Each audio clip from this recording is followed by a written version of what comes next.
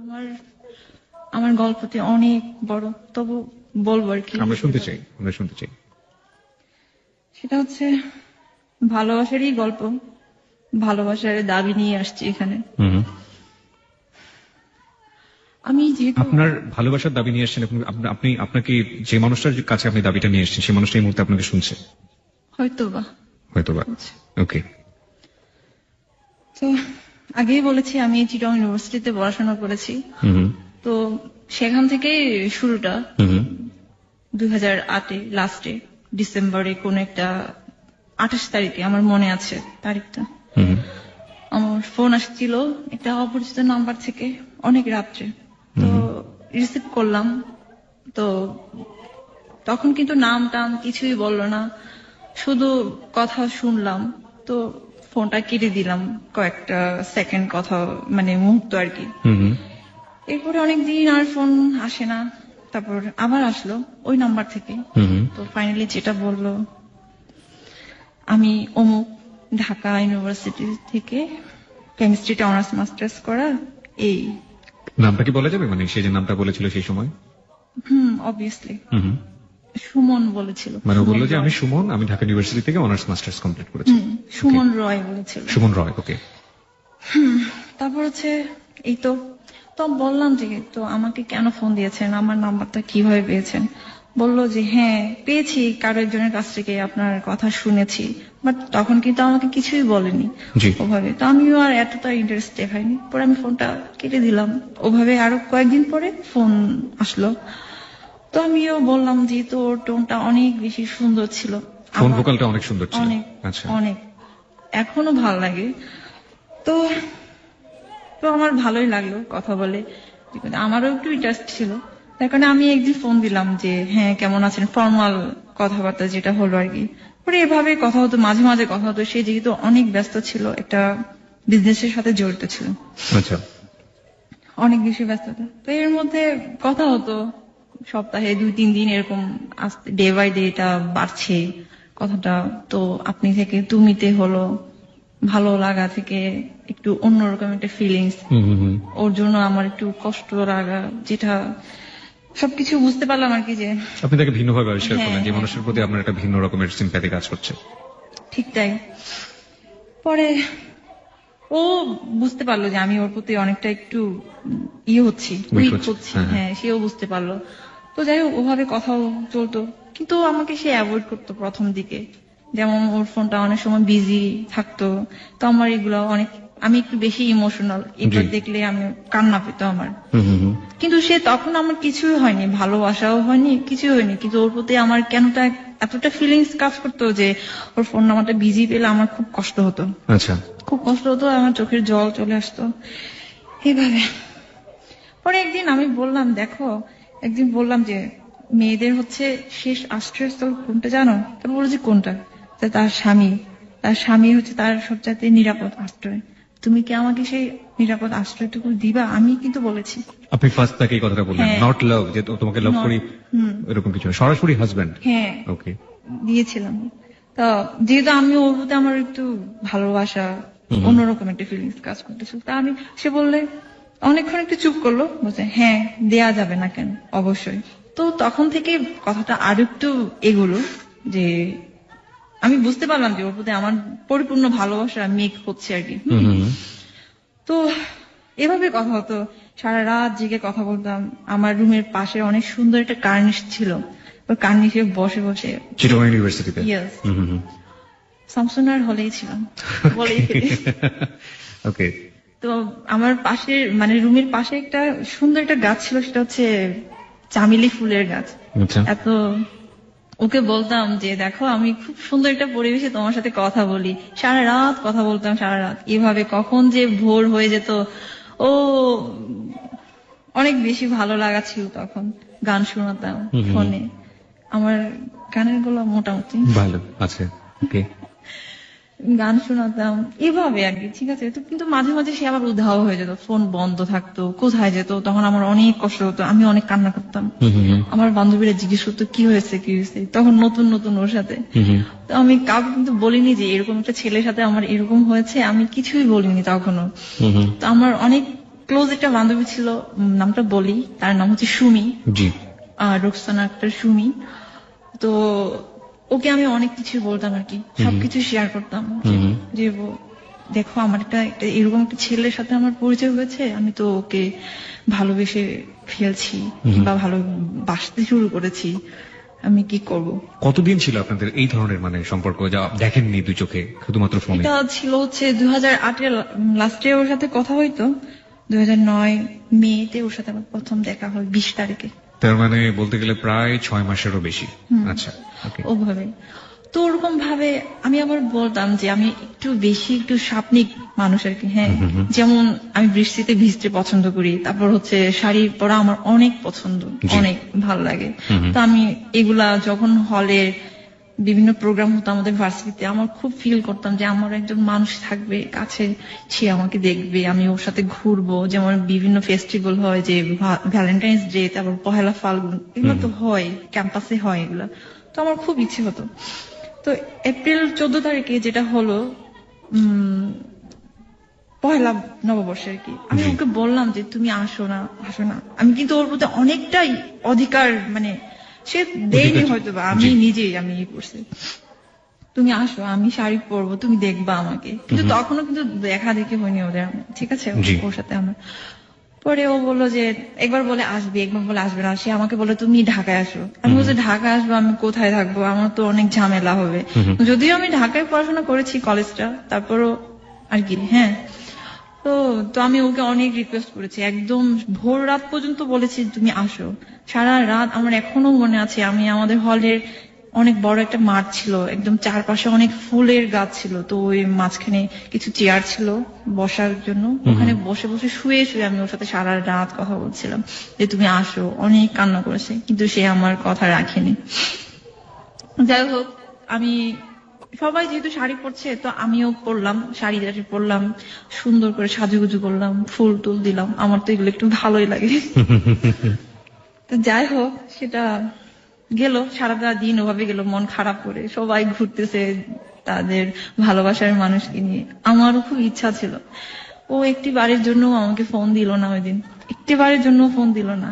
হয়তো সেও তার ফ্রেন্ডের সাথে সময় কাটিয়েছে, আমি জানি না, এটা আমাকে আর পরে বলেনি। সারা রাত আমাদের ভার্সিটির প্রোগ্রাম হয়েছিল, লালন গান, এই সেই কত কিছু। তো এই তো হলে আসলাম, অনেক কান্না করলাম ওই দিনও, আবার রাত্রেও। ও ফোনই দিল না, আমার ফোন রিসিভ করলো না। এভাবে 2-3 দিন পরে আবার কথা হলো। তো আমি বললাম তুমি এত কষ্ট দিচ্ছ কেন আমাকে, শুরুটাই তো তুমি আমাকে কষ্ট দিচ্ছ। বলছে না, আমি তোমাকে এত কষ্ট দিচ্ছি না, হ্যান তেন, এইভাবে অ্যাভয়েড করলো কথাগুলো। আসলে তোমাকে বুঝতে হবে, আমি অনেক ব্যস্ত থাকি, এইরকম কাজ করি, আমার এখানে যেতে হয়, ওখানে যেতে হয়। সে আবার আমাকে সবকিছু শেয়ার করতো, যে কোথায় যাচ্ছে, কি ড্রেস পরছে। ওর আবার ব্ল্যাক কালারের অনেক, মানে ব্ল্যাক কালারটা অনেক বেশি পছন্দ করতো আর কি। আচ্ছা আচ্ছা, অনেক বেশি পছন্দ করতো। আমার এখনো মনে আছে, সে একবার বরিশাল গিয়েছিল কাজে, তো তখন মনে হয় শীতকাল ছিল, হোল একদম সবকিছু ব্ল্যাক পরেছিল। আমাকে বলছে দেখো আমি তো এমনিতেই ব্ল্যাক, আমি ড্রেসও পরেছি ব্ল্যাক, আমাকে একদম চিনাই যাচ্ছে না। তো আমার খুব হাসি পেল, মজা লাগলো কথা। তখন আপনাদের দেখা হয়নি? না, দেখা হয়নি। তো আমি ওকে অনেক বেশি ফিল করতাম, কারণ ওর ভয়েসটা এতটা সুইট এখনো, মানে কি বলবো না যে সে মোটিভেশন করতে পারে, আমি ওকে যেহেতু। যাই হোক, পরে ওরকম ভাবে সে বললো যে আমি তোমাকে দেখবো। না, আমি বললাম যে আমি তোমাকে দেখবো, আমি তোমাকে দেখতে চাই, কিভাবে বলো, তুমি আসো এখানে। বলছে তা বলছে তুমি আগে আমাকে ছবি দাও, আমি তোমাকে দিব। তারপর তুমি তো আমাকে দেখছো, তুমি তো দেখেই তো, তুমি নিশ্চয়ই কারোর কাছ থেকে আমার নাম্বারটা নিয়েছো। বলছে আমি তোমাকে দেখি নাই, তবে শুনেছি তুমি কিরকম, সে আমাকে বলেছে এটা। তারপর বললাম যে ঠিক আছে।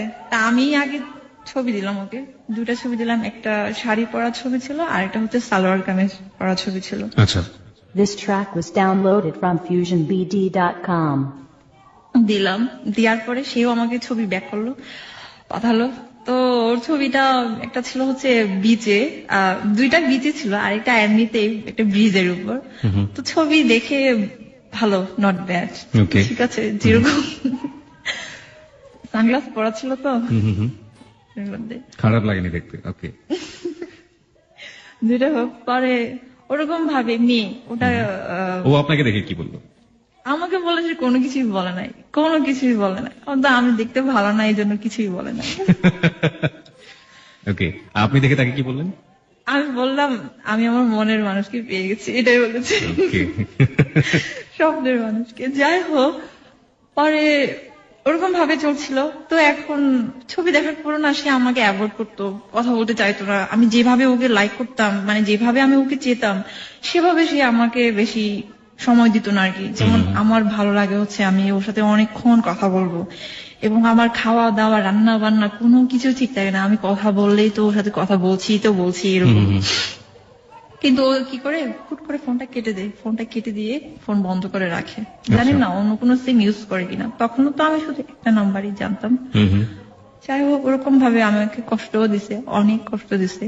তো ফাইনালি যেটা হলো যে মে 20 তারিখে সে আসবে, চিটাগং যাবে আর কি, আমার সাথে মিট করতে যাবে। এর মধ্যে আমাদের মাস্টার্স এর পরীক্ষার ডেট দিয়ে দিছে, 23 তারিখ থেকে পরীক্ষা শুরু হবে। তো যেতে চাই না, আমি বললাম তুমি আসো প্লিজ, তুমি আসো, আমাকে একবার দেখে যাও তুমি। তো আমাকে বলে তুমি আসো ঢাকা। আমি বলছি আমি কিভাবে আসবো, আমার তো পরীক্ষা শুরু হয়ে যাচ্ছে, আমার তো প্রিপারেশনও ভালো না। যেটা সত্যি কথা, আমার মাস্টার্স এর প্রিপারেশন মোটেই ভালো ছিল না। তারপরেও কিভাবে যেন ফার্স্ট ক্লাসটা পেলাম আর কি। আপনি আপনার সাবজেক্ট থেকে ফার্স্ট ক্লাস পেয়েছেন? ফার্স্ট ক্লাস পেয়েছি। ওকে। পরে যাই হোক, মাস্টার্সে ফার্স্ট ক্লাস, অনার্সে কি? second অনার্সে সেকেন্ড ক্লাস ছিল, মাস্টার্সে ফার্স্ট ক্লাস ছিল। ওকে। আচ্ছা। পরে তো ফাইনালি ঠিক করলো। তাও বললাম যে তুমি একটা কাজ করো, তুমি যদি রাত্রে চলে আসো, আমরা সারাদিন আমরা সময় কাটাতে পারবো। তো সে কি করলো, না আমি পারবো না। তখন সে কিন্তু ভাইয়ের বাসায় থাকতো, মিরপুরে আর কি, ঠিক আছে। ভাইয়ের বাসায় থাকতো, বলে কি না আমার ভাইয়া এরকম, দাদা এরকম এরকম সমস্যা হবে। তো আমি বললাম যে তাহলে তুমি একটা কাজ করো না, তুমি বলো যে কোনো একটা ফ্রেন্ডের বিয়ের প্রোগ্রামে যাচ্ছ, এগুলা। তারপর সে যেটা বললো, আমি ওকে অনেক বলছি যে আসো, তুমি রাত্রে আসো, তারপরে সকালবেলা পৌঁছলে তুমি সারাদিন থাকে আবার রাত্রে চলে যেতে পারবা। মানে আমি ওকে এতটা বেশি ফিল করেছি, এতটা বেশি আমার খুব কাছে পেতে ইচ্ছে করতেছিল আর কি। তো যাই হোক, পরে ও আসলো, সেটা হচ্ছে বললো যে তুমি ঠিক আছে, তুমি আমাকে তাহলে ফোনে রিং করো যে আমাকে ঘুম থেকে জাগাই যে, আমি তো ঘুম থেকে উঠতে পারি না, 5টার সময় জাগাই দেবে। সে কি করলো, 6টা কিংবা 7টার দিকে মনে হয় বাসা থেকে বের হলো, একদম দেরি, কি বলবো, কখন 10টার দিকে মনে হয় সে ঢাকা থেকে রওনা দিয়েছে। তো চিটাগং পৌঁছতে যেটা হলো, অনেকক্ষণ সময় লাগলো, 5-6 ঘন্টা তো সময় লাগলো। তো আমি এর মধ্যে আমি চিটাগং গেলাম ওর জন্যই, আগেই গেলাম আমি। এর মধ্যে আবার সে আমার ফোন রিসিভ করে না এরকম, আবার আসবে নাকি আসবে না সেটাও আমি কনফিউশনে ছিলাম। হ্যাঁ, কারণ সেটা আমাকে কোনো কিছু খুলে বলেনি, যাবে নাকি যাবে না, হয়তো বা সারপ্রাইজ ছিল। তো এর মধ্যে আমি আবার আমার বান্ধবী, তারপর হচ্ছে ছোট বোন একটা ছিল মিত্রার সাথে আমার অনেক ভালো রিলেশন ছিল আর কি ওদের সাথে। মিত্রা সবই জানে। তো মিত্রাকে বললাম, কেঁদে বলছি, মিত্রা দেখো তোমার দাদা না আমার সাথে চিট করেছে, সে আসবে না, সে আমাকে এমনিতে এখন ফোন রিসিভ করছে না। তো ওরা বললো যে দিদি তুমি তাহলে চলে আসো, ওখানে আর থেকো না, তুমি চলে আসো। তো এমনি চলে আসবো, রেডি হচ্ছিলাম, চলে আসবো। এর মধ্যে সে ফোন দেওয়ার পরে বলতেছে, তারপর আমি বললাম যে আমি তো চলে যাচ্ছি, তুমি তো আসতেছো না, আমি জানি তুমি আসতেছো না, তুমি আমার সাথে চিট করেছো। আমি একটা জিনিস একটু জানতে চাইবো যে আপনি তো তাকে আপনার মনের কথা জানিয়ে দিলেন যে আপনার স্বপ্নের মানুষ আপনি পেয়ে গিয়েছেন, এই সময়ের মধ্যে সে কি একবারও আপনাকে বলেছে যে সে আপনাকে ভালোবাসে বা আপনিও তার মনের মানুষ? এরকম ভাবে বলেনি, তবে আমি ওর কথায় বুঝতে পেরেছি সেও আমার প্রতি কিছুটা দুর্বল হয়েছে, হয়তো বা তার কিছু থাকতে পারে, জানি না আর কি। যাই হোক, সেটা আমি আর জানার চেষ্টা করিনি। পরে ওরকম ভাবে তো বললো যে দেখো তুমি যদি চলে যাও তাহলে কিন্তু তুমি মিস করবা, আমি তোমার নাম্বারটা কার কাছ থেকে পেয়েছি সেটা কিন্তু তুমি মিস করবা।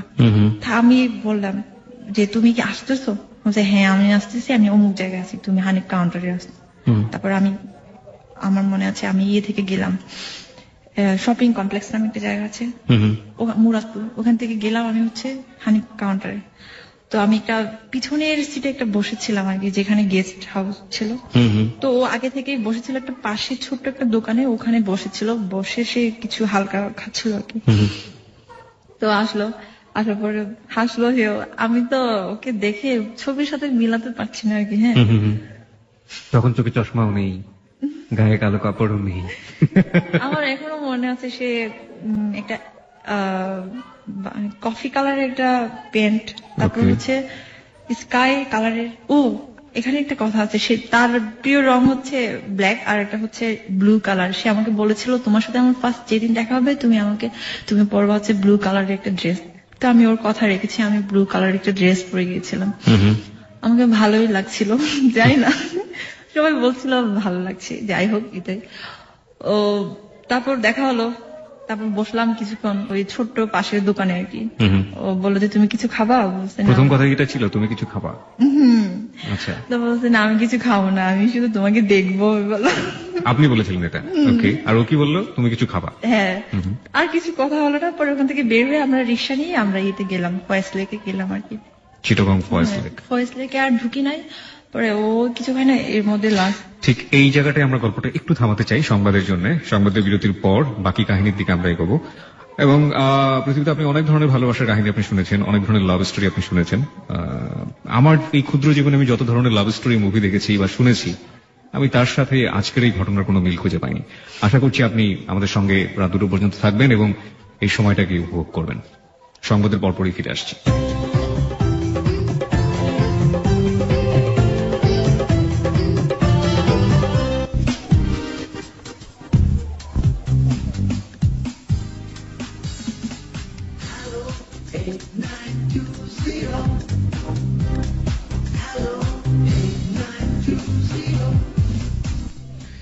সংবাদের পর আরো একবার স্বাগত হ্যালো 8920-তে। কিবরিয়াকে শুনছেন আপনি এবিসি রেডিও FM 89.2 এবং কিবরিয়ার সাথে আজকে আমরা যেটাকে হট সিট বলি এবং আমরা বলতে পারি আমার সাথে স্টুডিওতে যিনি আছেন আমাদের প্রিয় শ্রোতা, আমাদের তার নাম হচ্ছে রিনি এবং তার গল্প আমরা শুনছিলাম সংবাদের আগ পর্যন্ত।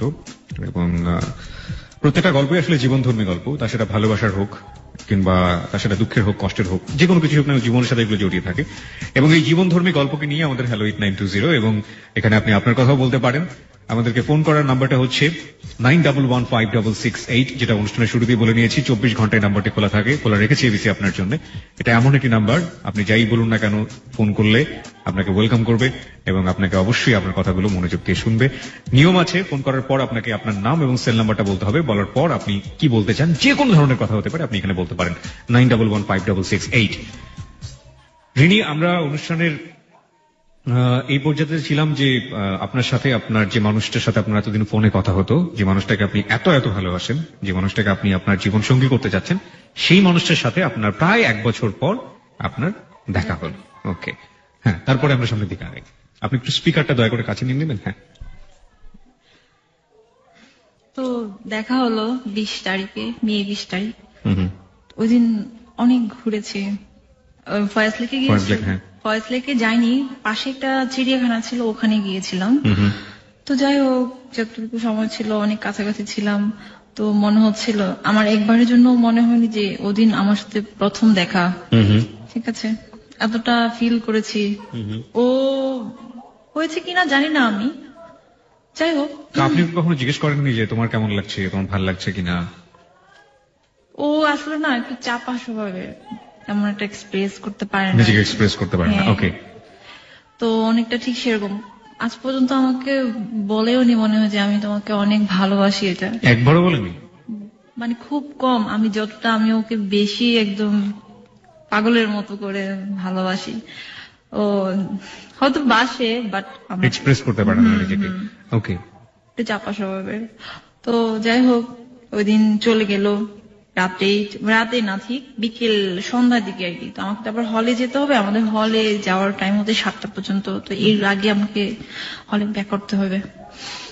তো গেল, যাওয়ার সময় অনেক কষ্ট লাগলো, কান্না করলাম। মনে হচ্ছে অনেক দূরে চলে যাচ্ছে, আর কোনোদিন দেখা হবে কিনা। আর ও কি করলো? হি হি করে হাসতে হাসতে বের হয়ে গেল নাকি? ও কান্নাকাটি করছিল? ও তো কোনো কান্নাই করলো, ও জানি না ও কোনো ফিলিংস ছিল কিনা, আসলে ছেলে মানুষ তো বুঝে যায় না। ওকে। তো চলে গেল, যতটুকু পর্যন্ত দেখলাম ওর বাসটাকে, আমার এখনো মনে আছে ও দাঁড়িয়ে ছিল, সিট পাচ্ছিল না। তো দেখলাম চলে গেল, একটা পর্যায়ে চোখের আড়ালেই চলে গেল। তো আমি বাসায় হলে চলে গেলাম। এখন তো সবাই জিজ্ঞেস করছে কি অবস্থা, কি হলো কি এরকম দেখতে কত কিছু। আর দেখতে যেরকমই হোক না কেন, আমি আমার মনের মানুষকে পেয়ে গেছি। আমি যাকে এতদিন আমি স্বপ্নে আমি কল্পনা করেছি, তাকে আমি পেয়েছি। আমার মনে হচ্ছে আমি পেয়েছি, জানি না আদৌ পাবো কি না তাকে। ওরকমই চলতেছিল। একটা পর্যায়ে আমার পরীক্ষা শুরু হলো। এরপরে যেটা দেখলাম আর কি, হ্যাঁ পরিবর্তন, অনেক বড় পরিবর্তন। এর আগে তো সে আমাকে অ্যাভয়েড করতো, ফোনে কথা বলতে চাইতো না, ফোনটা বিজি রাখতো। এখন দেখা হওয়ার পর থেকে সেই এখন বেশি এক্সাইটেড হয়ে গেছে। টাইম টু টাইম আমাকে ফোন দে, ভাত খেয়েছো কিনা, পড়াশোনা করছি কিনা, পরীক্ষা যেহেতু এখন আমার একদম অনেক বেশি কেয়ারিং হয়ে গেল। অনেক বেশি কেয়ারিং হয়ে গেল। তো আমার এই জিনিসগুলো অনেক বেশি ভালো লাগলো। আমি বললাম যে কেন তুমি আমাকে দেখার আগে কেন তুমি এরকম ছিল আর এখন কেন এমন হলো? অবশ্য আমি জানি না, বলতেছে কেন জানি তোমাকে দেখে আমার অনেক ভালো লেগেছে। আচ্ছা আচ্ছা। এটা কেন ভালো লাগে, তুমি তো আমাকে ছবিতেও দেখেছো আর শুনেছো, তাই না? তো বলছে জানি না, মানে সে শুধু জানি নাই বললো, আর কোনো কিছু আর বলতে পারলো না। তো ওরকম ভাবে অনেক বেশি কেয়ারিং করলো। একটা পর্যায়ে আমার বিয়ের প্রপোজাল আসলো আর কি। বিয়ের প্রপোজাল আসলো মানে কি? মানে এই ছেলে বিয়ের প্রপোজাল দিল আপনার পরিবার থেকে? আচ্ছা আচ্ছা আচ্ছা, পরিবার থেকে আসে না, অন্য অন্য জায়গা থেকে আসলো? আচ্ছা। আমার তো এমনিতে বিয়ের প্রপোজাল আসতেছিল প্রায় অনেক দিন আগে থেকে। তো যেভাবে হোক আমি মাকে বলেছি, দেখো আমার ফাইনাল পরীক্ষা শেষ না হওয়া পর্যন্ত আমি বিয়ে করতে পারছি না, কিংবা আমার কেরিয়ার করবো দেন আমি বিয়ে করব। তো ওটা অতটুকু পর্যন্ত আমি আমার মাকে সেভাবে বলে বলে আমি রেখেছি। বাট ফাইনালি যেটা আসলো সেটা হচ্ছে অনেক ভালো একটা বিয়ের প্রপোজাল, বাইরে থাকে ছেলেটা। আচ্ছা, এখানে আমি একটু আমাদের শ্রোতাদের উদ্দেশ্যে একটু একটা জিনিস পরিষ্কার করে রাখতে চাই। আমরা আপনার পুরো পরিচয়টা দিতে চাই না, কিন্তু আপনি যে কমিউনিটিতে বড় হয়েছেন বা যেই সমাজটাতে বড় হয়েছেন, সেই সমাজের নিয়ম হচ্ছে যে আপনার সেই সমাজের লোকের সাথে আপনার বিয়ে হতে হবে এবং তার বাইরে আপনি অন্য কোনো ছেলেকে বা বাঙালি ছেলে বলতে যেটা বোঝায় সেই ছেলেকে আপনি বিয়ে করতে পারবেন না। মানে একটা ক্ষুদ্র নৃগোষ্ঠীতে আপনি বড় হয়েছেন এবং সেটা পাহাড়ের কলি। এবং আগেই তো বলেছি বাংলাদেশে হিল ট্রেক্স তো তিনটা আছে, বান্দরবান, খাগড়াছড়ি, রাঙ্গামাটি। এবং আমি খাগড়াছড়িতে, আমার জন্ম হচ্ছে খাগড়াছড়িতে, বড় হয়েছি ওখানে। এই তো আপনার যে বিয়ের প্রস্তাবটা যেটা এসেছিল সেটা কি আপনার গোত্রেরই লোকজন? আমাদেরই গোত্রেরই লোকজন। তো সে থাকে আবার বাইরে থাকে, আমি বলতে চাচ্ছি না। ওকে, হ্যাঁ ঠিক আছে। তো যাই হোক, আমার মা তো অনেক বেশি হয়ে গেল যে হ্যাঁ এরকম ছেলে আর পাওয়া যাবে না, ভালো ছেলে, ভালো ফ্যামিলি, সবকিছুই। তো এখন আমি কিভাবে বলবো? আমি ওকে বললাম, দেখো আমার তো এরকম একটা বিয়ের প্রপোজাল আসছে, আমি কি করব, আমি কি করব তুমি বলো। অনেকটু হয়ে গেল। আর আমি চিন্তা করি এটা যে, কারণ আমি যে ফ্যামিলিতে বড় হয়েছি সেটা তো কোনোদিনও অ্যাকসেপ্ট করবে না। আর সোসাইটি একটা কথা আছে, সেটাও আমার চিন্তা করতে হচ্ছে। এগুলা অ্যাকসেপ্ট করবে না মানেটা কি? ওর কোয়ালিটি নাকি বাঙালি ছেলে এই কারণে অ্যাকসেপ্ট করবে না? অ্যাকচুয়ালি কোয়ালিটি এখানে ডাজন্ট ম্যাটার, মানে আপনাদের গোত্রের না, এটাই হচ্ছে মূল কারণ। ওকে, তারপর বলে রাখি এখানে ওর আর আমার রিলিজন অন্য রিলিজন। আপনার রিলিজন আলাদা ছিল এবং ওর রিলিজিয়ন আলাদা ছিল। ওকে, এখানে তারপর হচ্ছে এই তো বলতো না তুমি চিন্তা করো না, তুমি একটা কাজ করো, পরীক্ষা শেষ হলে তুমি ঢাকায় চলে আসো, এভাবে আমাকে বললো। আমি তো দেখো ঢাকায় চলে আসো বললে তো হবে না, আমার তো এখানে অনেক জিনিসপত্র রয়ে গেছে, আমি এগুলা নিয়ে কিভাবে আসবো। তারপর সে বলল না তুমি চিন্তা করো না। কিন্তু এর মধ্যে আবার সে একটু অন্যরকম হয়ে গেল, আবার মাঝে মাঝে ফোন বন্ধ পাইতাম। তারপর হচ্ছে একটু কেমন জানি ছাড়া একটা কেমন জানি আর কি। তো আমার অনেক কান্না পেত, আমি বেশি একদম কেঁদে ফেলি। আমি আগে বলেছি আমি অনেক বেশি ইমোশনাল। তো একটু আনসার্টেন একটু হচ্ছিল আর কি, যে রিলেশনটা আসলেই কি মানে এরকম আর কি। তারপর এদিকে আমার মা প্রতিনিয়ত ফোন দিচ্ছে যে দেখ তো পরীক্ষা শেষ হলে কিন্তু বাড়িতে আসতে হবে, আসতে হবে তোর, ইউনিভার্সিটি থেকে বাড়িতে চলে আসবে। হ্যাঁ আসতে হবে। এরকম ভাবে পরীক্ষা দিচ্ছিলাম। পরীক্ষা মোটামুটি ভালোই হচ্ছিল, যদিও প্রিপারেশন ভালো ছিল না। সারাদিন ওর সাথে কথা বলি, রাত কথা বলি, আবার একটু প্রিপারেশন নিয়ে পরীক্ষা দিতাম, এরকম অবস্থা। তবে সে আবার আমাকে বলতো যে হ্যাঁ পরীক্ষা। এর মধ্যে যেহেতু আমার চিন্তা করলাম যে ওর সাথে আর হবে না, আর মনে হয় যেটুকু হয়েছে অতটুকুই হয়েছে। আর আমি ফ্যামিলিকে আমি কোনোদিন বলতে পারবো না যে আমার অমুক একটা ছেলের সাথে এরকম অ্যাফেয়ার চলছে, অ্যাফেয়ার আছে, এটা কোনোদিন এস্টাবলিশ করতে পারবো না আর কি। এটা একটা ভয় ছিল আমার। আমি জানি এটা আমার লেকিংস, আমি জানি, শুরুতেই বলে রাখছি এটা আমার একটা ফলস। এটা কি শুধুমাত্র আপনার ফলস? কারণ আপনি তো জানতেনই যে আপনাকে মেরে কেটে ফেললেও এই ছেলেকে কোনোভাবে আপনার পরিবার বা আপনার সমাজ মেনে নেবে না, কোনোদিনও মানবে না। তারপর আমি ওর দিকে ইনভলভ হয়েছিলাম, সেটা যে হোক ভালোবাসার টানে কিংবা হৃদয়ের টানে। তো এভাবে তো ফাইনালি যেটা হলো, আমার মা পরীক্ষা শেষ করার 2 দিন পরে আমার মা আসলো, মা আর ভাই, ছোট ভাই। এসে আমাকে বলছে যে আগে থেকে কিন্তু সবকিছু রেডি করে রাখতে হয়েছে আর কি, যে আমার অনেক জিনিসপত্র ছিল, কম্পিউটার ছিল, হ্যান্ড ট্যান কত কিছু ছিল আর কি আমার হল লাইফে। তো তো ওই দিন যেদিন চলে যাব, এর আগে কিন্তু আমার ভালোবাসার মানুষ সে আমাকে নিতে গিয়েছিল আর কি, যে মানে বলছিল যে আমি আসবো, আমি চিটং আসবো। তা আমি ওকে বাধা দিয়েছি, না তুমি এসো না, তুমি আসো না, এসো না, এখন এসো না। আমি চাচ্ছিলাম যে ও এসে একটা কিছু একটা হোক, সেটা আমি চাচ্ছিলাম না আর কি। হ্যাঁ, তো যাই হোক, পরে বাড়িতে আমাকে নিয়ে গেল। বাড়িতে নিয়ে যাওয়ার ঠিক 15 দিনের পরে আমার এঙ্গেজমেন্ট হয়ে গেল ওই ছেলের সাথে, প্রবাসী ওই ছেলেটার সাথে। আপনার গোত্রের যে ছেলেটা? তো এঙ্গেজমেন্ট বলতে কি আশীর্বাদ আর কি, ঠিক আছে, আমরা তো আশীর্বাদই বলি।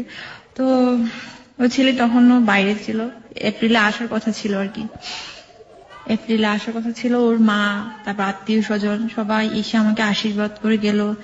এর মধ্যে কিন্তু আমি ওকে অনেক লাভ করি, এটাও আমি বলতে পারছি না। বাট তারপর আমি একটা যেটা হচ্ছে আমি ডিসিশন নিয়েছিলাম যে যেহেতু আমি এঙ্গেজমেন্টটা করেই ফেলেছি, তাহলে আমি এখন আমার বাবা মায়ের কথা মতো আমি ওই ছেলেটাকে বিয়ে করবো। ওই ছেলেটাকে আপনার দেখা হয়নি? ছেলেটা তখন অস্ট্রেলিয়াতেই থাকে? অস্ট্রেলিয়া থাকে, ছবিতে দেখেছি, কথা হয়েছে। আচ্ছা আচ্ছা, অস্ট্রেলিয়া। ওকে, যাই হোক, তারপরে পরবর্তীতে কি হলো? মানে যখন আপনি সিদ্ধান্ত নিয়ে ফেলেন সেই ছেলেটাকে আপনি বিয়ে করবেন, এবং লম্বা একটা ব্রেক আপনার চলে আসলো, আপনি যাকে লাভ করেন তার সাথে, তাই তো? তারপর আমি সিম চেঞ্জ করেছিলাম মাঝখানে, আবার আগের সিমে আবার গেছি, এরকম আর কি। সে আমার বেশ কয়েকটা নাম্বারই জানতো, যার কারণে আমি আর করতে পারিনি আর কি। পরে আমি ওকে মেসেজ দিলাম যেদিন আমার এঙ্গেজমেন্ট হবে, যে দেখো আমার মানে অমুক তারিখে আমার এঙ্গেজমেন্ট হবে। কিন্তু সে বিশ্বাস করেছে কিনা জানি না আর কি। হ্যাঁ, এর মধ্যে কিন্তু সে আমার সাথে অনেকবার ফোনে ট্রাই করেছে, বাট আমি নিজেই আমি ওকে অ্যাভয়েড করেছি প্রথম দিকে আমি ওকে অ্যাভয়েড করেছি, কারণ আমি যেহেতু ফ্যামিলির সাথে আমি অ্যাডজাস্টমেন্ট হচ্ছি, যার কারণে আমি চেয়েছিলাম তাহলে ওকে আর কেন কষ্ট দিব, কষ্ট তো আমিও পাচ্ছি, ও আরো বেশি পাবে এই কারণে। তো যাই হোক, যথারীতি আমার এঙ্গেজমেন্ট হলো, আশীর্বাদ হলো, ছোটখাটো একটা বিয়ের মতো একটা প্রোগ্রাম হয়েছিল আমাদের বাড়িতে। অনেক আত্মীয় স্বজন, তারপর হচ্ছে পাড়ার প্রতিবেশী সবাই, আর শ্বশুর বাড়ির লোকজনও অনেক কিছুই নিয়ে আসলো আমার জন্য। এক কথায় আমার শাশুড়ি আমাকে তো অনেক বেশি একদম কি বলবো, নিজের মেয়ের মতো করে, মানে যেটা বলে না মনে প্রাণে একটা বউ পেয়েছি, হয়তোবা সেরকম ভাবে পেয়েছিল আমাকে। যাই হোক, পরে ফাইনালি যেটা হলো, এর মধ্যে কিন্তু ওর সাথে আমার আর কোনো কথা হয় না, সুমনের সাথে আর কোনো কথাই হয় না। আমি টোটালি ওকে অ্যাভয়েড করি, ফোন দিলে রিসিভ করে না, তারপর অন্যকে দিয়ে ফোন রিসিভ করা, এই হ্যান ত্যান এগুলা। এর মধ্যে আমাকে যেহেতু বাইরের একটা ছেলের সাথে বিয়ে হয়েছে, মানে এঙ্গেজমেন্ট হয়েছে, তো সেভাবে তো নিজেকে সেট আপ করতে হবে, হ্যাঁ, রেডি করতে হবে। তো আমাকে ঢাকায় পাঠানো হলো ড্রাইভিং শেখার জন্য, হায়ার করার জন্য, বিভিন্ন আরো যা যা কিছু লাগে আর আইএলটিএস এবং ড্রাইভিং শেখার জন্য। তো ফাইনালি আবার 20 দিন পরে আমি ঢাকায় আসলাম। ঢাকায় এসে প্রথমে আমি একটা বাসায়, আমার কাজিনদের সাথে বাসায়, আমি বলতে চাচ্ছি না কোথায়, ওকে ঠিক আছে, উঠলাম। তখনও কিন্তু সে জানে না যে আমি ঢাকায় আসছি এটা। পরে একটা দিন সে এক পর্যায়ে সে জানতে পারলো যে আমি ঢাকায় চলে আসছি, এটা ঢাকায় চলে আসছি যেই না শুনছে, তখন থেকে সে আরো বেশি ক্রেজি হয়ে গেছে, আমাকে দেখবে, আমাকে মানে আমার সাথে দেখা করার জন্য আর কি। কিন্তু সে সুমন, হ্যাঁ। তা আমি কিন্তু অ্যাভয়েড করতেছিলাম, বারবার আমি অ্যাভয়েড করতেছিলাম, না আমি ঢাকায় না, আমি তোমার সাথে। সে জানলো কিভাবে যে আপনি ঢাকায় এসেছেন? জানতে পেরেছে হচ্ছে এরকম, আমাকে ফোন দিয়েছিল, আমি তখন ফোনের কাছে ছিলাম না, আমি ওয়াশরুমে ছিলাম। তো আমার কাজিন রিসিভ করেছিল, কাজিনটাই বলেছে আর কি যে দিদি তো এখন ওয়াশরুমে, বলছে কোথায় এটা, ঢাকায়। ঢাকায় কোথায়? অমুক জায়গায়, এভাবে বললো। পরে তো এভাবে আর কি, ঠিক আছে। তো যেহেতু আমি ওকে লাভ করি, অনেক ভালোবাসি ওকে, যার কারণে আমি আর ওকে অ্যাভয়েড করতে পারিনি। তো দেখা গেছে আমাদের যোগাযোগটা ওরকম ভাবে হয়েছিল। আমি ড্রাইভিং শিখতাম, তারপর হচ্ছে একটা প্রতিষ্ঠান আছে, ওখানে আমি কম্পিউটার কোর্স করতাম, ওখানে ও সবকিছুই জানতো, এগুলা ওভাবেই ওর সাথে আমার যোগাযোগটা হয়েছিল। কিন্তু প্রথম থেকে আমার একটা, আমি দোষ স্বীকার করছি, আমি ওকে একদমই অ্যাভয়েড করেছি, একদম প্রথম দিকে, একদম মানে হ্যাঁ, ঢাকায় আসা প্রথম দিকে ও অনেক অ্যাভয়েড করেছি, খুব বকা দিয়েছি, খুব ইনসাল্ট করেছি, অনেক ইনসাল্ট করেছি ওকে। আচ্ছা, মনে আছে ভোর সকালে একদিন বলেছিল যে তুমি আসো, যে অমুক জায়গায় এসো, আমি আসবো এইভাবে। আমি বলছি না, একদম ডিরেক্টলি। আচ্ছা, যেহেতু আমি এখন একজনের সাথে ইনভলভ হয়ে গেছি, আমার ফ্যামিলি আছে, তো চাচ্ছিলাম না যে ওকে আবার নতুন করে কষ্ট দিই, এই জন্য। তো দেখা গেল ওরকম ভাবে চলতে চলতে আমি আর পারিনি। পরে ওর সাথে আমার যোগাযোগ হয়ে গেল, দেখা হলো। দেখা হওয়ার পরে তো আরো বেশি কান্না করলাম, ও অনেক বেশি ইমোশনাল হয়ে গেল। এভাবে এইগুলো আর কি আমাদের সম্পর্কটা। হ্যাঁ, তো ফাইনালি ওখানে 1 মাস ছিলাম আমি ওই বাসা থেকে চেঞ্জ করে আমি একটা হোস্টেলে উঠলাম। আচ্ছা আচ্ছা, আমি বলতে চাচ্ছি না হোস্টেলের নামটা আপনি বলতে চাচ্ছেন না, ওকে, সমস্যা নেই। যাচ্ছি না। হোস্টেলে উঠলাম, হোস্টেলে উঠার পরে দেখা গেল আমি ওখানে একটু স্বাধীন হয়ে গেলাম আরো বেশি। আমি বাসায় যে প্রবলেমটা ছিল, ওখানে আমার বোন ছিল, হ্যান এইসব প্রবলেম ছিল আর কি। কারণ সে আমাকে এমনও জিজ্ঞেস করছে, দিদি তুমি এত কার সাথে কথা বলো? আমি বলছি আমার ফ্রেন্ডের সাথে কথা বলি, এরকম। এর মধ্যে কিন্তু ওই প্রবাসী ছেলেটার সাথে আমার কথা হতো এরকম ভাবে, যেহেতু ফ্যামিলি ভাবেই তো কথা হতো, কিন্তু সুমনের সাথে বেশি, কারণ আমি ওকে লাভ করি। প্রবাসী যে ছেলেটার সাথে আপনার এনগেজমেন্ট হয়েছিল, সেও মাঝে মাঝে আপনাকে ফোন দিত? মাঝে মাঝে না, সব সময় ফোন দিত, প্রতিদিনই যখন সময় পায় আর কি, তখনই ফোন দিত। আপনি একই সাথে দুজন মানে বলা যেতে পারে? দুজন বলা যেতে পারে বলতে কি বললাম, ওই যে আমি ফ্যামিলি দিকে বাইন্ডিং, এই জন্য আমার জাস্ট একটা ফর্মাল একটা জাস্ট কিছু, সেই জন্য আপনার প্রবাসী ছেলেটাকে সময় দিতে হতো। সময় দিতে হচ্ছে এরকম। কিন্তু ফাইনালি যেটা হচ্ছে, আমি মনের প্রাণে তো আমি লাভ করি একজনকে, এইটাই। তো আমি যে হোস্টেলে থাকতাম ওখানে আমার একটা ছোট বোন ছিল, অনেক বেশি লাভলি। আমি নামটা বলবো অবশ্য ওর নাম, যেহেতু আমাদের এই ভালোবাসার পিছনে ওরও অনেক ভূমিকা আছে আর কি। ওর নাম ছিল রত্না। আমার চেয়ে অনেক জুনিয়র ছিল, কিন্তু জুনিয়র থাকলেও কি হবে, আমার হচ্ছে ওদের সাথে এত ফ্রেন্ডলি রিলেশন, ওরা কখনোই বলতো না যে আমি ওদের চেয়ে এত বছরের সিনিয়র, এটা কোনোদিন না। ওদের সাথে আমার এরকম রিলেশন। আমার একটা গুণ কি জানি না, যার সাথে আমি যেখানে যাই না কেন আমাকে আপন করে নিতে পারি আর কি, সেটা। তো গেল হোস্টেলে উঠার পরে তো আরো বেশি বাদ ভাঙা, একদম আমাদের ভালোবাসা সবকিছুই। ও প্রতিদিন আমরা মিট করতাম, ধানমন্ডি লেক, তারপর হচ্ছে সংসদ ভবন, এইসব জায়গাতে আর কি। বিশেষ করে সংসদ ভবনে পিছনে ক্রিস্টাল লেক, ওখানে বেশি সময় কাটাতাম আমরা, অনেক অনেক। তো এরকম ভাবে যাচ্ছিল, এর মধ্যে ঝগড়াঝাটি, কান্নাকাটি সবকিছু হতো। তারপর হচ্ছে যেটা হয় আর কি, আমার মনে আছে এমনও দিন রাত গেছে, অনেক শীতকাল, হোস্টেলের সামনে আসছিল সে রাত 11:30টার সময়, 12টা বাজে, শুধুমাত্র আমাকে একটা পলক দেখার জন্য। আমি বারান্দায় গেছি, বলছে তুমি বারান্দায় চলে আসো, আমাকে দেখবি সে। পরে নিচে দাঁড়িয়ে ফোনে কথা বলছি, আর আমি আর রত্নার বারান্দায়। তো এভাবে কথা বলতাম অনেকক্ষণ। ও আসতো, আমাকে দেখতো, একটু দেখার জন্য আসতো সে। এভাবে যাচ্ছিল ভালো সময়। তো এই তো ডিসেম্বরের দিকে ওর সাথে আমার একটু সমস্যা হচ্ছিল আবার, 2009 ডিসেম্বরে। এর মধ্যে আবার মন মালিন্য হয়েছে ওর সাথে, একটু ঝগড়া যাচ্ছে, এগুলো তো হবেই স্বাভাবিক। কখনো কখনো দেখা যাবে একটু উদাসীন থাকে আমার প্রতি, ফোনই দিত না। তারপর এর মধ্যে আবার সে বাইরে যাওয়ার ট্রাই করলো, ইংল্যান্ডে যাওয়ার সবকিছুই পেল, কিন্তু আর গেল না। তখন আমাকে বলেছিল যে আমার জন্য সে যায়নি, আমাকে অনেক বেশি ভালোবাসে এই জন্য। আমি বললাম যে তুমি যাচ্ছ না কেন? বলছে দেখো, আমি যদি ইংল্যান্ডে চলে যাই, তোমার সাথে আমার আর কোনোদিন দেখা হবে না। তো আমি এতটা ট্রাস্ট করলাম, যেহেতু ও আমাকে এত ভালোবাসে। আমি রত্নাকে বললাম, দেখো রত্না, তোমার দাদা আমাকে এত ভালোবাসে, ও আমার জন্য সেই লন্ডনে, ইংল্যান্ডের মতো একটা জায়গাতে গেল না। তো এতটা ভালোবাসে, আমি কেঁদেই ফেলছি পুরো কথাটা শোনার পরে। তো যাই হোক, বিশ্বাস করেছি আমি, যেহেতু এই জন্য আর কি। তো ওভাবে ডিসেম্বরে আবার একটু সমস্যা হচ্ছিল ওর সাথে, এই তো আবার উদাসীন, আগের মতো করে উদাসীন, এই সেই কত কিছু। ফোন দিলে ফোন রিসিভ করে না, তারপর হচ্ছে ভালো মতো করে কথা বলে না, ঝাড়ি দিয়ে কথা বলে, এগুলা। আমি আবার ওর কাছ থেকে অবহেলা একটুও সহ্য করতে পারি না, একটুও না।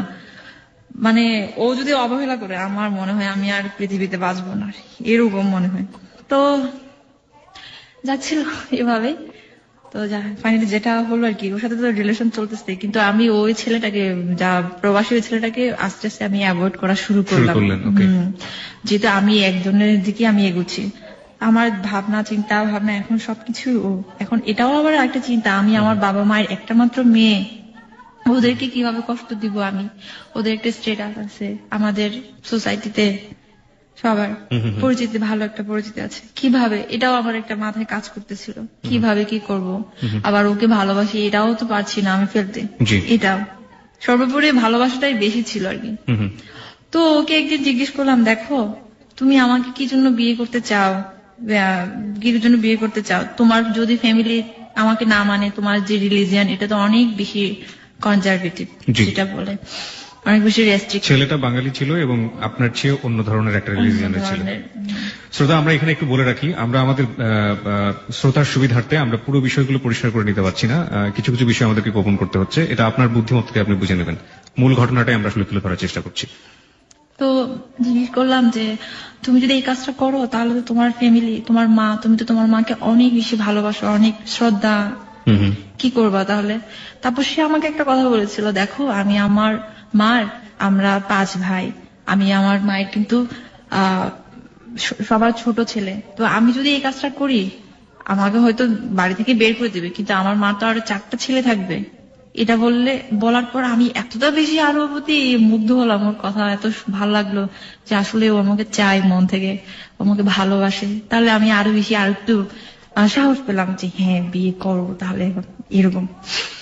তারপর আমি বললাম, দেখো আমার বাবা মা যদি আরো বললাম না আর কি, যে বাবা মার আশীর্বাদ ছাড়া কোনো ছেলে মেয়ে মানে সন্তান সুখী হতে পারে না।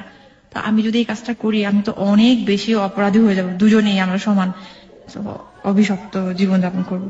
তারপর সে আমাকে বলল, শোনো এগুলো আসলে ঠিক, কিন্তু কথা হচ্ছে কি সব সময় তো আর একই রকম যায় না, হয়তো 1 মাস 2 মাস আমাদেরকে মানবে না, কিন্তু পরে ঠিকই মেনে নিবে আমরা। আর আমি অবশ্যই তোমার মার মন জয় করতে পারবো, এটা আমার বিশ্বাস। সে আমাকে এটা বলেছিল।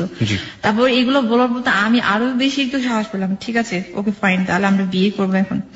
তো ফাইনালি যেটা হলো জানুয়ারি, আমার ঠিক তারিখটা মনে নেই, ওই দিন ওর ভাইস্টার বার্থডে ছিল, ওই দিন বার্থডে ছিল। তো আমরা গেলাম হচ্ছে মন্দিরে, গেলাম ঢাকেশ্বরী মন্দিরে বিয়ে করার জন্য। First time this is the first time বিয়ে করার জন্য গেলাম। পুরোহিতের কাছ থেকে জিজ্ঞেস করলো কি কি লাগে, কি কি করতে হবে। তো পুরোহিত বললো যে অত টাকা লাগবে। তো তখন ওই মুহূর্তে ওর এত টাকা ছিল না। আপনি রিলিজিয়নটা চেঞ্জ করলেন কখন? সেটা হচ্ছে বিয়ের পরে আপনি আপনার ধর্মান্তরিত হয়েছেন। আচ্ছা। তারপর হচ্ছে যেটা বললো যে অত টাকা লাগবে, তো ওর তো এত টাকা ছিল না। তারপর আবার লাগবে, আইডি কার্ড লাগবে। আইডি কার্ড আমিও নিয়ে গেছি, ও নিয়ে গেছে সাথে করে, যেহেতু বয়স একটা প্রমাণের ব্যাপার স্যাপার আছে এই জন্য। তো ওখানে বসে আমাকে কিছু একটা জায়গায় বসালো, ওখানে বসানোর পরে তারপর আমি আমার মাকে একটা মেসেজ পাঠিয়েছি, মা আমি আজ তোমার অবাধ্য হচ্ছি, আমি তোমার মেয়ে আজ এমন একটি কাজ করতে যাচ্ছে যা হয়তো বা কোনোদিন আর তোমাদের সাথে আর সম্পর্কটা থাকবে না। ভাগ্য ভালো মেসেজটা যায়নি, এনি হাও, মানে নেটওয়ার্কের প্রবলেমে হোক যেভাবে হোক যায়নি, সেন্ড হয়নি। তো পরে ওখানে একটা পুকুর আছে, পুকুর ঘাটে আমরা বসেছিলাম সিঁড়িতে। তখনই ও আমাকে বলল, দেখো আমার নাম কিন্তু এটা না, আমার নাম অমুক। মানে সুমন বলল যে তার নাম এটা না। দেখো আমার নাম কিন্তু এটা না, আমার নাম কিন্তু অমুক, এই যে আমার ভিজিটিং কার্ড এটা। তারপর আমি কিন্তু অবাক হলাম না। হ্যাঁ, তারপর বললো যে আমি তোমাকে যেটা বলেছি আমি ঢাকা ইউনিভার্সিটি থেকে অনার্স মাস্টার্স করা কেমিস্ট্রিতে, সেটাও কিন্তু না। আমি তোমার চেয়ে 1 বছরের সিনিয়র, বাট আমার কিছু একটা বছর গ্যাপ গেছে, যার কারণে আমি এখন তোমাদের সাথে, কিন্তু আমি তো ন্যাশনাল ইউনিভার্সিটিতে পড়াশোনা করি, যার কারণে তোমাদের এখন পরে হয়ে গেছি। কারণ এটা কি আপনার বিয়ের আগে বললো না বিয়ের পরে বললো? বিয়ে হয়নি ওদিন। আচ্ছা, মন্দিরে বিয়ে হয়নি, ফার্স্ট টাইম। ঠিক আছে। তারপর আমি ওকে বললাম যে দেখো তুমি যাই হোক না কেন সেটা আমার দেখার বিষয় না, আমি তোমাকে ভালোবাসি, এটাই হচ্ছে চরম সত্য। তুমি যেই হও না কেন, তুমি যাই করো না কেন, সেটা আমার দেখার বিষয় না, আমি তোমাকে ভালোবাসি এবং আমি তোমাকে বিয়ে করবো। Love is truly blind. Okay, তারপর যেটা হলো, ওকে, তারপর বললো যে এত টাকা লাগবে। এখন তো আমার তো এত টাকা নেই, আমার কাছে তো মাত্র 3000 টাকা আছে, 8000 টাকা লাগবে বলছিল। তো আমারও তখন টাকা ছিল না অত টাকা। তো বললো যে তাহলে তাহলে আমরা আরেকদিন আসবো, আরেকদিন এসে আমরা বিয়ে করবো এরকম দরকার হলে। তারপর পুরোহিত বললো যে আপনারা একটা কাজ করতে পারেন, আপনারা এখানে না করে আপনারা কোর্টে গিয়ে বিয়ে করতে পারেন, সেটাও বললো আর কি। আচ্ছা। তারপর বের হলাম মন্দির থেকে। আমাকে আসার সময় একটু মজা করলো, তোমার জন্য তো শাখা কিনে দিই তাই না, শাখা। এখন শাখা কিনবা কেন? আমি বললাম বিয়ে হোক তারপর না শাখা পরবো, শাখা সিঁদুর পরবো, এইগুলো আর কি। তো আসলাম, আসার সময় আমরা আবার গাউসিয়াতে গেলাম, ওর ভাইস্টার জন্য কিছু জিনিস কিনলো, বার্থডে যেহেতু ছিল এই জন্য। তো পরে বললো যে তুমি হোস্টেলে যাও, আমি বাসা ইয়েতে যাচ্ছি। পরে আমি ওই দিন আবার ওকে ক্যামেরাটা দিয়ে দিলাম, আমার ডিজিটাল ক্যামেরা ছিল ওটা আমি ওকে দিলাম, ছবি টবি উঠাবে এই জন্য। পরে যাই হোক ওরকম ভাবে এর মধ্যে জানুয়ারি তো ওটা কত তারিখ ছিল আমার ঠিক মনে না, ঠিক কয়েকদিন আবার 10 দিন কিংবা 8 দিন এরকম পরে 27 তারিখ ছিল ওই দিন, মনে আছে আমার। 27 তারিখে ঠিক করলো যে আমরা ওই দিন বিয়ে করবো। এর মধ্যে আমি শুধু বলতেছি আমি কবে বিয়ে করবো, কবে বিয়ে করবো, এরকম ভাবে বলতেছি। তারপর বলছে তুমি তো এখনো পর্যন্ত ওই ছেলেটাকে বলতে পারো না, তাহলে কিভাবে বিয়ে করবা, কিভাবে বিয়ে করবা? তো শোনো, এটা কোনো বিষয় না, আমি তোমাকে ভালোবাসি, এটা হচ্ছে কথা, আমি তোমাকে বিয়ে করবো, তোমাকে ছাড়া বাঁচবো না, এইসব কথা আমি ওকে বলছি। আসলে অনেক বেশি ছিলাম। তারপর যাই হোক পরে পরে তো 27 তারিখ আসলো। ওই দিন শাড়ি পরেছিলাম, মনে আছে এখনো, অনেক সুন্দর করে সেজেছিলাম, ফুল দিয়েছিলাম খোপায়। তারপর এই তো ও আসলো, ওটা ব্ল্যাক কালারের ইয়ে পড়ছিল, ব্লেজার পড়েছিল, তো রিক্সাতে করে আসলো আর কি। আপনাদের বিয়েতে আপনাদের কোনো ফ্রেন্ড বা শুধুমাত্র আপনারা দুজনই ছিলেন? হ্যাঁ, আমরা শুধু দুজনই ছিলাম। কোথায় বিয়ে করলেন? বলছি। তারপর আমি গেলাম, আমি শাড়ি তো পরলাম, তো আমাকে ভালোই লাগছিল ওই দিন। পরে ও রিক্সাতে উঠলাম, ও বসেছিল আগে থেকেই। ওখান থেকে গেলাম হচ্ছে লালমাটিয়াতে। লালমাটিয়াতে একটা মহিলার বাসায় গেলাম, ওখানে ওর কিছু কাজ ছিল আর কি, ওর ইয়ের কাজ, ব্যবসায়িক কাজ ছিল। পরে ওখান থেকে গেলাম সিএনজি ভাড়া করে হচ্ছে ইয়েতে সদরঘাট গেলাম, সিএমএম কোর্ট, যেটাকে বলা হচ্ছে জজ কোর্ট মনে হয়। তো গেলাম, ওর আগে থেকে সবকিছু রেডি ছিল, যেহেতু যে উকিলটার মাধ্যমে বিয়ে হয়েছে সেই উকিলটা ওর ফ্রেন্ড ছিল, বাট আমি নামটা বলতে চাচ্ছি না। আগে থেকে ওর কথা মনে হয় রেডি ছিল সবকিছু, যেহেতু বিয়ে করবো আগে থেকে তো স্বাভাবিক একটা রেডি থাকতে হবে। তো গেলাম, যাওয়ার পরে যেটা হলো আর কি, কিছুক্ষণ বসলাম, বসে না অনেকক্ষণ দাঁড়িয়ে থাকতে হয়েছে, উকিলটা একটু ব্যস্ত ছিল তো এই জন্য। যাই হোক পরে গেলাম ওনার চেম্বারে, গেলাম চেম্বারে যাওয়ার পরে পরে পেপারস দিল, কত টাকার, 150 টাকার স্ট্যাম্প ছিল। 150 টাকার স্ট্যাম্প, ঠিক আছে। পেপারস দিল, ওখানে পড়লাম যা যা কিছু লেখা আছে সবকিছুই পড়লাম। আমার নাম অমুক, অমুক থেকে অমুক নাম হচ্ছে। আপনার নাম চেঞ্জ করা হয়েছিল? নাম চেঞ্জ করার পর আমার নাম দীপান্বিতা। দীপান্বিতা করা হয়েছিল, ওকে। এটা কার পছন্দের নাম ছিল? ওরই পছন্দের নাম ছিল? ওরও পছন্দ, আমারও পছন্দ, দুজনেরই। ওকে, মানে দীপান্বিতা, দ্বীপের অন্তর। ওকে, তারপরে সামনের দিকে যাই। দীপান্বিতা। তো যাই হোক বললাম ওটা যে আমাকে ধর্মান্তরিত হতে হবে, তো ওকে ফাইন, হব, ভালোবাসার জন্য আমি সবই করতে পারবো। হলাম, আমার ছিল না, যেহেতু ওদের রিলিজনের সাথে আমাদের রিলিজনটা অনেকটা কাছাকাছি, যার কারণে এতটা বেশি হয় নাই। সেটা আমার কাছে আসলে প্রত্যেকটা ধর্মের প্রতি আমার অবশ্য শ্রদ্ধা আছে, সেটা মুসলিম হোক, সেটা হচ্ছে খ্রিস্টান হোক, এটা কোনো বিয়ে না। যাই হোক, আমার কাছে সবচেয়ে ইয়ে ছিল হচ্ছে ভালোবাসা, মানে আমি ওকে ভালোবাসি, ও যেই ধর্মের হোক না কেন, ব্যাস এটাই হচ্ছে কথা। তো যেটা হোক, তারপর আমার আইডি কার্ড দিতে হলো, ছবি দিতে হলো, সবকিছু ওখানে ইয়ে করা হলো, সিগনেচার করলাম, ও করলো। এরপরে তো আমি জানি না, অ্যাকচুয়ালি আমি জানতাম না যে রেজিস্ট্রি বিয়ে কিভাবে কি করতে হয়, ওটাই আমার ফার্স্ট টাইম ছিল এবং ওটাই হয়তো বা লাস্ট টাইম, জানি না। ওরকম আগে কোনো মানে ধারণা ছিল না যে এরকম করতে হয়, ওরকম করতে হয়, সেটাও জানি না। তারপর আমি ওকে জিজ্ঞেস করলাম যে আমাদের কি সাক্ষী লাগবে না, কোন সমস্যা হবে না? বলছে না, সাক্ষী লাগবে না, কারণ হচ্ছে উকিলটা আমার পরিচিত তো, ফ্রেন্ড তো, এই জন্য লাগবে না। তো বললাম এটা যদি কোনো প্রবলেম হয়? সে না, হবে না, কোনো সমস্যা নেই। তারপর আমি অ্যাডভোকেটকে বললাম যে আমি কি এক কপি পেতে পারি না এখান থেকে? বলছে দেখো এখনো তো কাজ শেষ হয় না, কাজটা বাকি আছে, সিগনেচার লাগবে, দেন আমি আপনাকে একটা কপি দিতে পারবো, বাট আমি এখন দিতে পারছি না। তো আমি ঠিক আছে, ওকে ফাইন, যেহেতু ও আছে, আমি আর এটা নিয়ে আমি আর কোনো টেন্স করি নাই আর কি। হ্যাঁ, ওর ওখান থেকে বের হয়ে আমরা একটা হোটেলে গেলাম, রেস্টুরেন্টে গেলাম, অনেক খেলাম, কিছু বিয়ে করেছি যেহেতু আপনি কি কপিটা পরবর্তীতে পেয়েছেন এখন পর্যন্ত? না। আপনি এখন still you don't have any copy.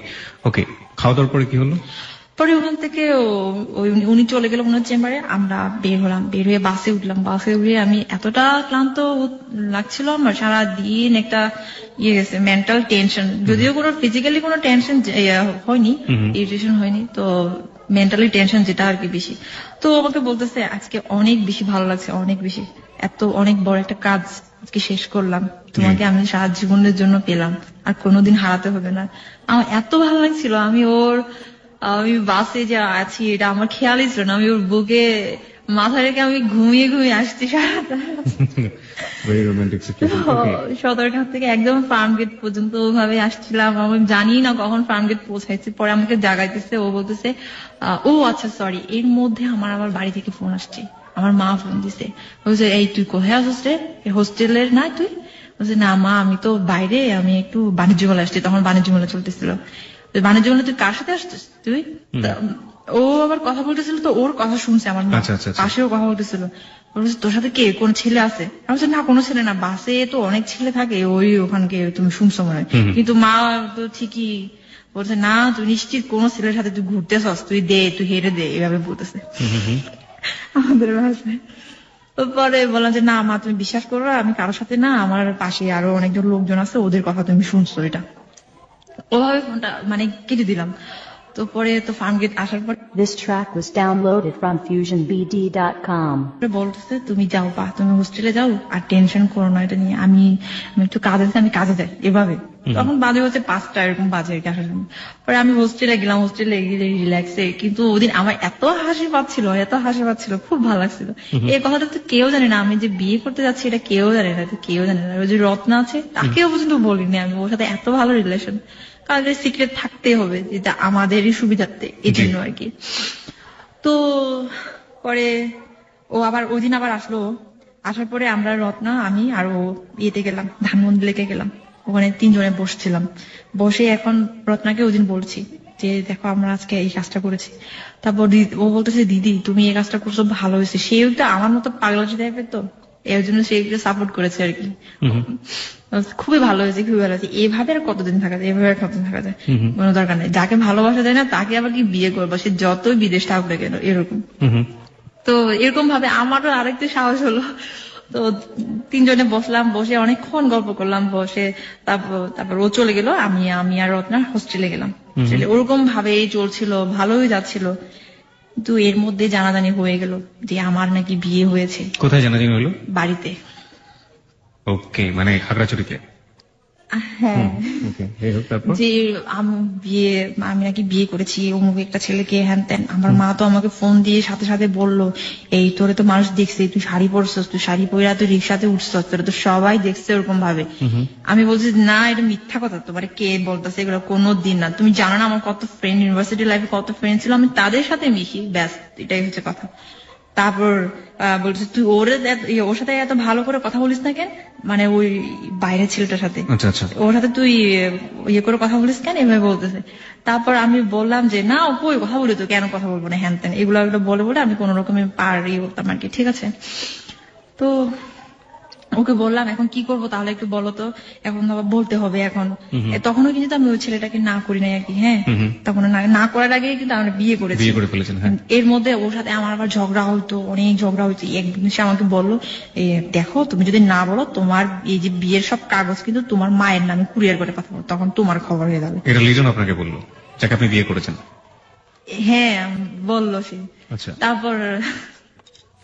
তারপর এই তো আমি বলছি না তুমি এগুলো বলতেছো কেন, আমি তোমাকে বিয়ে করেছি, তোমার কাছে থাকবো, তুমি এগুলা নিয়ে এতই করো, আমাকে সময় দাও, সময়ের একটা ব্যাপার আছে না। ওরা হুট করে এখন যদি মেন্টালি একটা হয়ে যায় তখন কি করবো আমি, দেখা গেলো আমরা যদি নিয়ে যাই তখন তুমি কি করবা। বলছে না তোমার কোনোদিনও নিতে পারবে না, কোনোদিনও না, তুমি আমারই থাকবা, এভাবে বলতেছে। ওরকম ভাবে আবার মাঝে মাঝে ঝগড়া হতো, কান্নাকাটি হতো, এই হেনটেন এগুলা। পরে ফাইনালি যেটা হলো, আমার মা আর আমাকে হোস্টেলে রাখবে না, এখন বলতেছে তোর ড্রাইভিং ও শেখা শেষ, কম্পিউটারের শেখা শেষ, সবকিছু শেষ, তুই এখন বাড়িতে আস, তো তোর বাড়ি যাইতে হবে। আমি বলছি না, আমি এখানে ক্যারিয়ার করবো। আমি বলছি ঢাকায়, আমি আমার সব ফ্রেন্ডরা ঢাকায় আসছে, আর আমি এখন ঢাকা থেকে আমি ওখানে যাবো, এটা কিভাবে সম্ভব? আমি ঢাকায় আমি এখানে চাকরি করবো, যতদিন আমি বাইরে না যাই এখানে আমি থাকবো, এরকম বলছি আর কি। যে বলে বলে ওভাবে কতদিন ছিলাম। পরে এর মধ্যে আবার আমাকে ভার্সিটিতে যেতে হলো ইয়ের জন্য, সার্টিফিকেটের জন্য আর কি। সার্টিফিকেট আনতে হবে, মাস্টার্স এর সার্টিফিকেট। বাড়ি থেকে আমার মনে আছে, বাড়িতে আমি 2 দিন ছিলাম, মাত্র 2 দিন থাকার পর আমার আর ভালো লাগতেছে না। আমি বলছি আমি ভার্সিটি যাবো, আমার যেতে হবে। তারপর যতদিন লাগে আর কি, মোস্ট প্রবাবলি 10 দিন এরকম লাগছিল আমাদের ভার্সিটি থেকে। ওখানে একটু ব্যাপার স্যাপার আছে, অফিসিয়াল ব্যাপার স্যাপার আছে সার্টিফিকেট উঠানোর জন্য।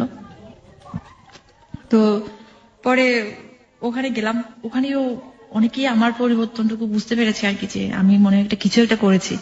আমার তখন কিছু একটা করেছি, আমার সব সময় আমি একটু টেনশনে থাকতাম সব সময়। কিন্তু এর মধ্যে আমি শুধু একজনকে বলেছি, সেটা হচ্ছে আমার বান্ধবী সুমি। ওকে বলেছি যে আমি এই কাজটা করেছি। আর কেউ জানে না, আর কেউ জানে না। তো এর মধ্যে তো আবার ঢাকায় আসলাম, ঢাকায় ট্রেনে করে আসছিলাম। আমার আরেকটা বান্ধবী ছিল সুরভি, ও আর আমি। তারপর আমার হাজবেন্ড আমাকে রিসিভ করেছিল থেকে, এয়ারপোর্ট। পরে এই তো এভাবেই চলতেছিল ভালোই। ফেব্রুয়ারি মাসটা খুব ভালো চলছিল। পহেলা ফাল্গুনে আমরা ঢাকা ভার্সিটি বিভিন্ন জায়গায় বিভিন্ন প্রোগ্রামে গিয়েছিলাম। ওকে, আপনি ফিরে আসলেন, এই ফিরে আসার গল্পটা আমরা শুনবো, তবে তার আগে আমাদের ছোট্ট একটা ঢাকাতে আসলেন এবং এই পর্যায়ে ছিলাম, যেখান থেকে ছিলাম আপনি সেখান থেকে শুরু করুন। আচ্ছা, এরপরে আমার ফ্যামিলি জানলো যে আমি এরকম করেছি। তো আমি তো যতটা সম্ভব আমি জানলোটা কিভাবে? আপনি যে যাকে লাভ করেন তাকে যে বিয়ে করেছেন এবং সেটা যে আপনার পরিবারে জানলো, সেটা তো গেস করেছিল প্রথমে, কিন্তু একবার ফাইনালি জানলো কিভাবে?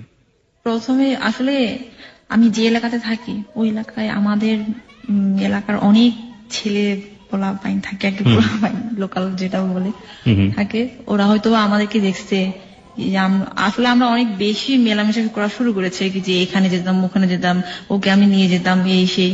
তো যার কারণে এগুলো সবাই কেউ না কেউ আমাকে ফলো করতো, যে আমি কোথাও যাচ্ছি কি করতেছি, টাইম টু টাইম এগুলো আমার ফ্যামিলিতে সবকিছুই বলেছে। তো যার কারণে আমার ফ্যামিলি আমার উপর আরো বেশি একদম করা শুরু করছে, ঠিক আছে। তো ফাইনালি যেটা হলো, জানুয়ারিতে আমি ওই ছেলেটাকে একদমই টোটালি অ্যাভয়েড করা শুরু করছি, যে আমি আর না, যার সাথে আপনার এনগেজমেন্ট হয়েছিল, আর না, সম্ভব না। তো ফেব্রুয়ারি তো আসলো, ওই যে আমরা বিভিন্ন গেলাম, পহেলা ফাল্গুনে বিভিন্ন প্রোগ্রামে গিয়েছি, ও আমাকে নিয়ে গেছে। তারপর 14ই ফেব্রুয়ারি ভ্যালেন্টাইন্স ডে, আমার মনে আছে 2010-এ ভ্যালেন্টাইন্স ডে তে আমরা গিয়েছিলাম হচ্ছে আশুলিয়াতে গিয়েছিলাম। আমার অনেক দিনের ইচ্ছা ছিল যে আশুলিয়া যাব। তো আমাকে বললো আজকে আমরা আশুলিয়া যাব, তা আমাকে নিয়ে গেছে। ওই দিন আমি ওই ছেলেটাকে বলেছি যে আমার পক্ষে তোমাকে বিয়ে করা সম্ভব না, আপনাকে বিয়ে করা সম্ভব না, আপনি কাইন্ডলি আপনার ফ্যামিলিকে বুঝান আর আমি আমার ফ্যামিলিকে। তো এখন ওই ছেলে কি করেছে, সাথে সাথে আমার মা বাবা সবাইকে জানিয়েছে যে আমি এরকম করছি, এই অবস্থা, আপনারা কিছু একটা করেন। তো যেটা হলো, ওরকম চিন্তার মধ্যে আমাদের দিনটা অনেক ভালোই গেল। ভ্যালেন্টাইন্স ডে ভালোবাসার দিন ভালোই গেল। তো বিকেলের আগে আমরা চলে আসলাম। এর মধ্যে কিন্তু অনেক কিছুই হয়ে গেছে। আমাকে ফোন দিচ্ছে বারবার বাড়ি থেকে। তারপর তখনকার আমার শাশুড়ি, আমার মাদার ইন ল যেটা, উনি আমাকে ফোন করছে। তো আমি বিভিন্ন ভাবে অ্যাভয়েড করছি। ফাইনালি যেটা হলো, আমি মাকে বললাম, মা আমার পক্ষে এই বিয়েটা করা সম্ভব না, আই এম সরি। তো আমার মা বললো কেন? আসলে সম্ভব না, কারণ আমি আর চাচ্ছি না তোমাদেরকে রেখে আমি বাইরে যাব, বিদেশ যাব, এটা আমার পক্ষে। তখন আপনি বলেননি যে আপনি যাকে লাভ করেন তাকে বিয়ে করেছেন? এটা তো কোনোদিনও বলতে পারিনি, কারণ হচ্ছে তো এটা তো আগেই বলেছি কি সমস্যা, এটা আপনাদের গোত্র থেকে কোনোভাবে এটা মেনে নেবে না। তো যাই হোক, ওরকম ভাবে আমি মাকে বলে এটা সেটা বলে যে আমি এখানে থাকবো, এখানে আমি ক্যারিয়ার করবো, হ্যান ত্যান, আমার কি এডুকেশনাল কোয়ালিফিকেশন কি, এর মধ্যে কিন্তু আমাদের রেজাল্টও হয়েছে যে আমি ফার্স্ট ক্লাস পেয়েছি, সবকিছু হয়েছে। তো আমি বিভিন্ন জায়গায় অলরেডি আমি ট্রাই করতেছি যে ব্যাংকে হ্যান ত্যান কোথাও আর কি। তারপর কি হলো, ফেব্রুয়ারি 20 তারিখে আমার মা বাবা দুজনেই আসলো, আমাকে কোনো কিছু না বলে, একদম ঢাকাতে। আমাকে কোনো কিছু না বলে আসলো। আমাকে চলে যেতে হবে হোস্টেল থেকে, আমাকে রাখবে না আর এখানে। আমার সবকিছু শেষ, সব কোর্স কমপ্লিট করা শেষ, এখন আমাকে ঢাকা থেকে বাড়িতে নিয়ে যাবে। তা আমি তো ওকে বললাম ঠিক, আমি মাকে বললাম যে হ্যাঁ আমি যাব, কিন্তু আমাকে একটা দিন সময় দাও, আমার তো জিনিসপত্র আছে, আমি এগুলো গুছাতে হবে। আচ্ছা না, তোমার কোনো কিছু বুঝাইতে হবে না, তুমি আজকেই সবকিছু করে আমরা গাড়ি একটা ভাড়া করে আমি চলে যাবো এরকম। তো আমি ওকে বললাম যে দেখো আমার বাবা আসছে, এখন কি করবো। তারপর সে বলছে ঠিক আছে তুমি তাহলে একটা জায়গায় আসো, ওখানে আমরা দেখা করি। ওই দিন ওর সাথে আমার দেখা হয়েছিল কিছু সময়ের জন্য। তারপর আমাকে বললো সমস্যা নেই, আমার পরীক্ষা তো শুরু হবে, এই পরীক্ষাটা তুমি বাড়িতে থাকো, একটা মাস বাড়িতে থাকো, এরপরে আমরা বাসা নিয়ে আমরা থাকবো এরকম ভাবে আর কি, বাসা নিব। তো পরে আমি বাড়িতে গেলাম, অনেক মন খারাপ করে বাড়িতে নিয়ে গেল আমাকে। কোন রকমে মনে হয় আমি 26 দিন ছিলাম বাড়িতে, 1 মাসও থাকতে পারিনি। ওই পরীক্ষার একটা বাকি ছিল আবার। এর মধ্যে তো আমি ওর সাথে কন্টিনিউ ফোনে কথা হতো, কন্টিনিউ। এর মা আমার এটা লক্ষ্য করেছে যে আমি কারো না কারোর সাথে আমি ইনভলভ হয়ে গেছি। তারপর আমাকে মা একদিন জিজ্ঞেস করলো, মানে সবসময় তো জিজ্ঞেস করে আমি অ্যাভয়েড করি আর কি, যে না এমনিতে ফ্রেন্ডের সাথে কথা বলি হ্যান ত্যান এগুলো বলে। তারপর এমনও যদি দিন আসছে যে ফিস করে কথা বলতে হয়েছে, আর মানে ফোনটা আমার কাছ থেকে কেড়ে নিতে চাইছিল এরকম। পরে আমি বললাম যে ফোন কথা বলা একটু কমাই দিই। এর মধ্যে সে আমাকে টাকা পাঠাইছে, কুরিয়ারে করে টাকা পাঠাইতো আমারে। আমার বলছে তুমি এখন আমার বউ, তোমার বাবা মার কাছ থেকে কোনো টাকা নিবে না, এখন আমি এখন ইয়ে করবো। তো যাই হোক, ও আমাকে টাকা পাঠাতো 1000, বাড়ি যাওয়া পারি আর কি বাড়িতে। ওরকম ভাবে আমি কোন রকমে আমি সুযোগ খুঁজতেছিলাম যে আমি বাড়ি থেকে আমি চলে আসবো ভেগেন। তো মাকে বললাম মা দেখো আমার একটা ইন্টারভিউ ডেট পড়েছে এরকম একটা ইয়েতে, আমার তো ঢাকায় যেতে হবে। আমার মা বলতেছে না তোর ঢাকায় যাইতে হবে না, তুই এখান থেকে তুই চাকরি করবি। আমার মা বলে টাকা দিলে কোনো সমস্যা হয় না, এখন তো ইন্টারভিউ ভালো যে বিভিন্ন ইয়েগুলো আর কি, ওগুলাতে বলে কি যে টাকা দিলে এখন কোনো কিছু হয় না, টাকা দিলে এখন এই সবকিছু হয় এখন, তোমার কোনো কিছু করতে হবে না। মানে আমার টোটালি হচ্ছে আমাকে ঢাকায় ছাড়বে না এরকম, যেহেতু বুঝতে পেরেছি যে আমি এরকম একটা ইনভলভ হয়ে যাচ্ছি। তো ফাইনালি যেটা হলো, বাড়িতে ওই দিন কেউ ছিল না, আমি আমার লাগেজ নিয়ে আমি চলে আসলাম। আমি শুধু আমার ভাইকে বলে আসলাম দেখ আমার একটা ইন্টারভিউ ডেট পড়েছে, আমার 2 দিনের মধ্যে আমি ঢাকা জানাইনি। তো পরে আসার পরে ওরা বাসায় আসার পরে হয়তো ভাবছে যে আমি ওদের সাথে যোগাযোগ করবো, কিন্তু আমি ঢাকায় এসে ওদের সাথে যোগাযোগ করিনি, আমার ফোন নাম্বার বন্ধ করে দিয়েছি। এর মধ্যে আমি আবার হোস্টেলে উঠলাম, আগের হোস্টেলে উঠার পরে এর মধ্যে জানাজানি হয়ে গেছে আমি নাকি ওই ছেলেটাকে বিয়ে করে আমি সংসার করতে আসছি হ্যান ত্যান এগুলা। তো জানাজানি হয়ে গেল। তো আমাকে অলরেডি চোখে রাখতো, ফলো করতো আর কি এখানকার ছেলে এগুলো। এখানকার ছেলে বলতে আপনি আসলে কোন ধরনের ছেলের কথা বলছেন? আপনাদের কমিউনিটি? হ্যাঁ আমাদের কমিউনিটি। আপনাদের কমিউনিটি যে ছেলেগুলো সেগুলো চাইতো না যে আপনি বাঙালি ছেলের সাথে মিশে। তো ফাইনালি যেটা হয়েছে ওটা তো জানাজানি হয়েছে, আমি বিয়ে করেছি। এটা কেউ না কেউ হয়তো দেখেছে যে আমি শাড়ি পরেছি, এটা তো সত্যি কথা, যদিও আমি অস্বীকার করেছি, কিন্তু এটা তো সত্যি কথা। তো যেটা হলো আমাকে এর মধ্যে একটা হোস্টেলেও রাখলো সে, আমি বলতে চাচ্ছি না লোকেশনটা, ফার্মগেটের কাছাকাছি। তো যাই হোক একটা হোস্টেলে রাখলো, ওখানে আমি মাত্র 3 দিন ছিলাম। মানে এর মধ্যে আমার আবার একটু সমস্যা হয়েছিল, দাঁতের সমস্যার কারণে সে আমাকে ধানমন্ডিতে একটা ইয়েতে হসপিটালে নিয়ে গেল, ডেন্টাল ক্লিনিকে আর কি। তো ওখান থেকে অ্যাপয়েন্টমেন্ট সবকিছু নিলাম, ড্রেসিং করালাম। তারপরের দিন ছিল আমার হচ্ছে দাঁত করার আর কি, রুট ক্যানেল। পরে 2 তারিখ, ওটা ছিল এপ্রিলের 2 তারিখে। কিন্তু এর আগে আমাকে বাড়ি থেকে জানানো হলো যে তোমার মা অসুস্থ, ব্রেন স্ট্রোক করেছে, ঢাকা থেকে মানে ঢাকায় করেছে, রেফারেন্স করেছে যে কোনো একটা হসপিটালে। তো আমি এটা শোনার পর তো আমি অনেক বেশি টেন্স হয়ে গেলাম, হায় কি হলো, আমার জন্য তো এগুলো হচ্ছে, আমার টেনশনের কারণে। তো আমি ওকে বললাম দেখো আমার মা নাকি এরকম হচ্ছে, আমার খুব দেখতে ইচ্ছে করতেছে। তো ও বললো শোনো এটা নাটক হতে পারে, নাটক আমি আগে গিয়ে দেখি তারপর তুমি যাও, এমনও হতে পারে তোমাকে ধরার জন্য, কারণ তুমি যে করে আসো এই জন্য। তারপর আমি বললাম যে না এটা হতে পারে না, এটা যদি আমি তো সত্যি যদি আমি তো করে আসি। তারপর বাবার সাথে সারা রাত কথা বলছি, বাবা আমাকে বিভিন্ন ভাবে কনভিন্স করলো তোর মাকে দেখতে যাইস, আমি তো আসতে পারলাম না, হ্যান ত্যান কত কিছু বলে। পরে ওই দিন সকালটা কোন রকমে পার করলাম, দুপুর আর পার করতে পারলাম না। এদিকে আমার ভাই ফোন দিচ্ছে তুই আয় এক্ষুনি আয়। ওটা আমার কাজিন ছিল, বড় ভাই। তো ও বলতেছে আমি একটা কাজের মধ্যে ব্যস্ত আছি, মানে আমার হাজবেন্ড বলতেছে আমি একটা কাজের মধ্যে ব্যস্ত আছি, তুমি একটু ওয়েট করো বিকেলটা পর্যন্ত, আমি দেখে আসি, তারপর আমরা দুজনে একসাথে যাবো যদি সেরকম কোনো কিছু হয়। আর রোজ তোমার এখন যাওয়ার প্রয়োজন নেই, কারণ তুমি অনিরাপদ এরকম। তো আমি আর ওর কথা শুনি নাই, অবাধ্য হয়ে আমি গেছি আমার দাদার সাথে মোটরসাইকেলে করে। পরে উনি আমাকে কি করলো, উনি ওই হসপিটাল সব ঘুরে নিয়ে এসে আমার কাজিনের বাসায় নিয়ে গেল। দেখলাম যে ওখানে আমার মা আছে, কাকা আছে, সবাই পিসিমা সবাই আছে ওখানে। এই অবস্থা। তখনই আমার মার সাথে সাথে আমার মোবাইলটা ক্রোক করলো। আমি তো তখন, আপনার মা ব্রেন স্ট্রোক করেন না, এটা জাস্ট একটা নাটক ছিল আমাকে ধরার জন্য, যেহেতু আমি লোকেশনটা দিচ্ছি না এই জন্য। পরে আমি বুঝলাম যে ও আচ্ছা আমার মোবাইল ক্রোক করা আছে, তার মানে এখানে সামথিং প্রবলেম, তার মানে আমাকে আজকে নিয়েই যাবে যেভাবে হোক। তো আমি কি করলাম, আমিও তো আমার মায়ের মেয়ে, আমি কি করলাম, ওর মোবাইল থেকে ও বাথরুমে মনে হয় কোথাও গিয়েছিল, ওখান থেকে মোবাইলটা নিয়ে আমি কোন রকমে ওকে এসএমএস করলাম, এনি হাউ তুমি এক্ষুনি আমার হোস্টেলের সামনে আসো, আমাকে নিয়ে যাও, আজকে আমাকে বাড়িতে নিয়ে যাবে, তুমি যেভাবে পারো আসো। ওটা মেসেজ করলাম, আমি ডেঞ্জার। তো এখন আমি চিন্তা করতেছি কিভাবে যাবো এখান থেকে।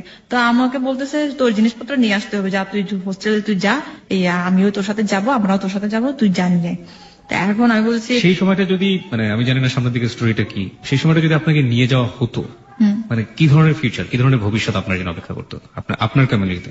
আমি বলছি এটা তো বলার অপেক্ষা রাখে না। যাই হোক, সেটা হচ্ছে পরে গেলাম কোন রকম একটা দোকান, ফোন ফিক্সের দোকান থেকে আমার কাছে যে টাকা ছিল সব টাকাগুলো বা ক্যাপচার করেছে, নিয়েছে। পরে 5-10 টাকা এরকম ছিল মনে হয়। 1 মিনিট ওকে ফোন দিয়েছে একটা ফোন ফিক্সের দোকান থেকে, তুমি যেভাবে পারো গাড়ি নিয়ে তুমি আসো আমার হোস্টেলের সামনে, যেভাবে পারো। তো হোস্টেলে গেলাম আমি, এই রুম থেকে ওই রুম থেকে করতে করতে টাইম পাস করতেছিলাম, মানে ওই টাইমের মধ্যে সে যেন চলে আসতে পারে। তো এর মধ্যে আমার একটা বান্ধবী ছিল, মানে বান্ধবী না, হোস্টেলের আর কি পরিচিত। ওকে বললাম যে তোমার ফোনটা থেকে একটু আমি তোমার ভাইয়াকে একটু ফোন করি। তারপর সে বললো যে আমি তো হোস্টেলের সামনে ওই যে গেটে আসছি, এটা নিয়ে এখন আমি কিভাবে যাব? আমার উপরে আছে হচ্ছে আমার মা আর পিসিমা, আর নিচে আছে হচ্ছে আমার দাদা, আমি কিভাবে যাব? পরে আমার মা আর পিসিমাকে একটা রুমে বন্দি করে আমি অন্য দরজা দিয়ে বের হয়ে আমি চলে গেছি। চলে যাওয়ার পরে নিচে দাদা বলছে এই তুই কই যাস? এই তো সামনে যাইতেছি, তুই আই পিছন পিছন, তুই বাইকে উঠ। আমি বলছি না আমি উঠতে পারবো না, আমি হাইটা যেতে পারবো, কোনো সমস্যা নেই। পরে তো ও সামনে আছে, মানে 10 হাত দূরে আছে আর কি, কিন্তু আমার মনে হচ্ছে কত দূর আছে, আমার মনে হচ্ছে এখনই আমি ওর কাছে পৌঁছে যাই, এরকম মনে হচ্ছিল। ও আমার দিকে তাকিয়ে আছে, আমার মনে আছে এখনো সে একটা টিয়া কালারের শার্ট পরেছিল। তারপর গেলাম, সিএনজি ভাড়া করে আসছিল, সিএনজিতে উঠলাম, উঠার পর একটু মনে গিয়েছি, যাওয়ার পরে আমার দাদা আমাদেরকে ধরে ফেললো, সিএনজিটা করলো, আটকানোর পরে সিএনজি ওয়ালা বলতেছে এখানে মনে হয় সমস্যা আছে, ভাইজান আপনারা নামেন, আমি আপনাদেরকে আর নিতে পারছি না। এখন কিচ্ছু করার নেই, বাধ্য হয়ে আমরা নামলাম, দুজনের হাত শক্তভাবে ধরে আছি। সে আমাকে বলছে কোনোভাবে তুমি আমার হাত ছাড়বে না। তারপর আমি তো কান্না শুরু করে দিচ্ছি ওখানে। আমার মা পিসিমা অলরেডি চলে আসছে। এখন আমরা বলতেছি, তারপর আমার ভাই বলতেছে এই আমার হাজবেন্ডকে বলতেছে তুই এরে কোথায় নিয়ে যাস, তুই আমার বোনটারে তুই কোথায় নিয়ে যাস? হ্যাঁ, তারপর চিল্লাচিল্লি করতেছে, হে ভাই লোকজন শোনেন, আমার বোনটারে সে ধরে নিয়ে যাইতেছে, এরকম ভাবে মানুষজন জড়ো করতেছে। তারপর অনেকেই আসছে, দোকানদার কত কিছু আসছে ওখানে, যারা ছিল পথচারী তারাও আসছে। পরে আমি বললাম যে না ও আমাকে ধরে নিয়ে যাচ্ছে না, আমরা বিয়ে করেছি, দুজনকে অনেক ভালোবাসে, আমরা চলে যাচ্ছি, ওরা আমাদেরকে ডিস্টার্ব করছে। তারপর এর মধ্যে ওরাও একটু হলো, হ্যাঁ ওরা তো ভালোবাসে, তারা চলে যাক এরকম ভাবে। কিন্তু এর মধ্যে আমার ভাইটা করলো যেটা বলে আর কি, যে না ও কিন্তু অমুক ধর্মের, মানে অমুক এভাবে বুঝেছে। তারপর ওই লোকগুলো আরো বেশি হয়ে গেল। তারপর বলে যে ঠিক আছে এখানে একটা ব্যবস্থা করতে হবে, বিচার করতে হবে। অমুক ধর্মের মানে ছেলেটার রিলিজিয়নের? হ্যাঁ। এটা কেন বললো? যাতে লোকজন তার উপর জড়ো হয়, এটা হয় যেন আমাকে আটকে রাখতে পারে। ঠিক আছে, তো আমি বললাম যে এটা বলার পর লোকজন কি করলো? হ্যাঁ, লোকজন ঠিকই তাই করলো, এরকম করলো যে এখানে তো মুরব্বী আছে, যেহেতু ওই মেয়েটা এখানেই থাকে তাহলে তো নিশ্চয়ই এলাকারই একটা সমস্যা, সো এটা আমরা এভাবে করবো, লোকজনগুলো বললো। মানে আপনার বরের উপরে তারা চড়াও? হ্যাঁ, চড়াও হলো। ঠিক আছে, পরে ওখান থেকে আমরা দৌড়ে একদম দুজনকে ধরছি একদম সিনেমেটিক কাহিনীর মতো। পিছনে ওরা আসতেছে দৌড়াই, আমরা যাচ্ছি সামনে এরকম ভাবে। আমরা চাচ্ছিলাম যে কোন রাস্তা ফাঁকা থাকলে আমরা সেদিক দিয়ে বের হয়ে যাবো এরকম, কিন্তু হোস্টেলের সামনেই কাহিনী? হ্যাঁ, হোস্টেলের সামনেই। তারপর ওখান থেকে কমিউনিটি পুলিশ আসলো, আসার পরে আমাদেরকে ধরে ফেললো। ধরার পরে ওখানে একটা সালিশ কেন্দ্র আছে, ওই সালিশ কেন্দ্রে নিয়ে যাওয়া হলো আমাদেরকে দুজনকে। ওখানে তো এর মধ্যে আমাদের কাকা, যারা মানে আত্মীয় স্বজন যারা আছে ঢাকায়, সবাইকে কল করা হয়েছে, সবাই আসছে। এবং আমাদের কমিউনিটির কম হলে 200 থেকে 250 ছেলে আসছে, এরকম আসছে এই ধরনের ঘটনা শোনার পরে। সব তো এখন তো যেহেতু ফোনে সবকিছুই হয়, এখন কোনো সমস্যা হয় না। তো যাই হোক, আসার পরে ওখানে আমাদেরকে রাখলো সালিশ কেন্দ্রে। ওখানকার পাড়ার মুরব্বী আসলো, চেয়ারম্যান যে আসে, তারপর আসলো। আসার পরে ওরা বলতেছে সবকিছু জানাজানি হয়ে গেল, আমাকে মানে কি বলবো, জানাজানি হয়ে গেল। ওখানে জিজ্ঞেস করতেছে মেয়েটার নাম কি, হ্যান ত্যান, ছেলেটার নাম কি, সবকিছু। তারপর বয়স সবকিছু জিজ্ঞেস করলো, আমরা কি করেছি, বিয়ে করেছি, সবকিছুই। তারপর এখন ওরা বলতেছে না তারা তো ঠিক আছে, ওরা যেহেতু প্রাপ্তবয়স্ক বিয়ে করছে, এখানে তো আর বাধা দেওয়ার কিছুই নাই, আপনারা তো এখানে আর কিছু করতে পারবেন না। আমার মা বাবা মানে কাকা পিসিমাদেরকে বলতেছে। তো আমার মা কিছুতেই মানতে পারে না, কোন রকমে এটা মানা যাবে না, আমার মেয়েকে আমি নিয়ে যাবো যেভাবে হোক। এখন আমাকে জিজ্ঞেস করছে ওই লোকটা, মানে এত মানুষের সামনে, মহিলা আপনার কি হয়? আমি তখন বলেছিলাম আমার কেউ হয় না, আমি ওনাকে চিনি না। আমি আমার মাকে পর্যন্ত অস্বীকার করেছি তখন, বলছি না কেউ না।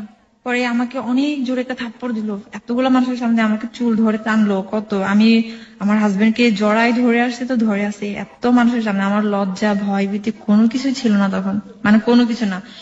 আমি জানি আমাকে নিয়ে গেলে আমার কি পরিণত হবে সেটা তো আমি খুব ভালো করে জানি, কারণ আমি ছোটবেলা থেকে ওই কমেন্ট দিতে বড় হয়েছি, দেখেছি এর আগেও অনেক কিছুই। তো ওটা তো, কিন্তু দুর্ভাগ্য আমাদের, যদিও সবকিছু আমাদের পক্ষে ছিল। এরপরে পুলিশ আসলো, তেজগাঁও থানার পুলিশ আসলো। আসার পরে তো পুলিশ এসেও বললো যে না ওরা তো ঠিক আছে, ওরা প্রাপ্তবয়স্ক, ওরা বিয়ে, সমস্যা নাই তো। কিন্তু মানে এখন যেটা হয় আর কি, ক্ষমতার জোর থাকলে আসলে কোনো কিছুই হয় না, আইনও এখানে হার মানে।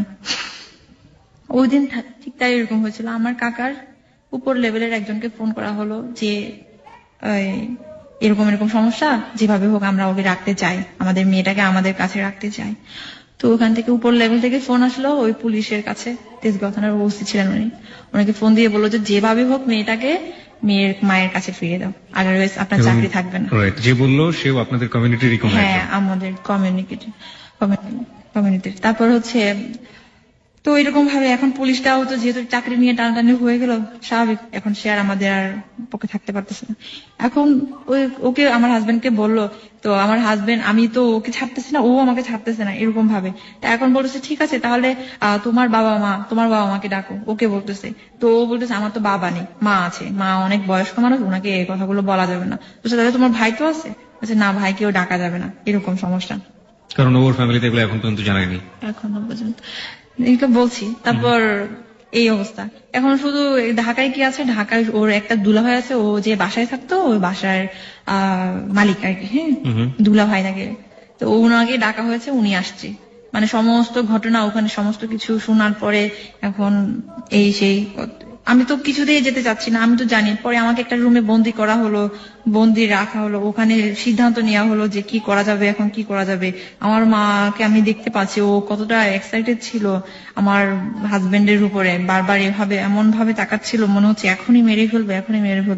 কিন্তু আমি তো জানি আমি কিছুতেই আমি ওকে করবো না। এমনও সিদ্ধান্ত নিয়েছে ওকে ওখানে নারী নির্যাতন মামলা দিবে, কিন্তু আমার জন্যই দিতে পারেনি।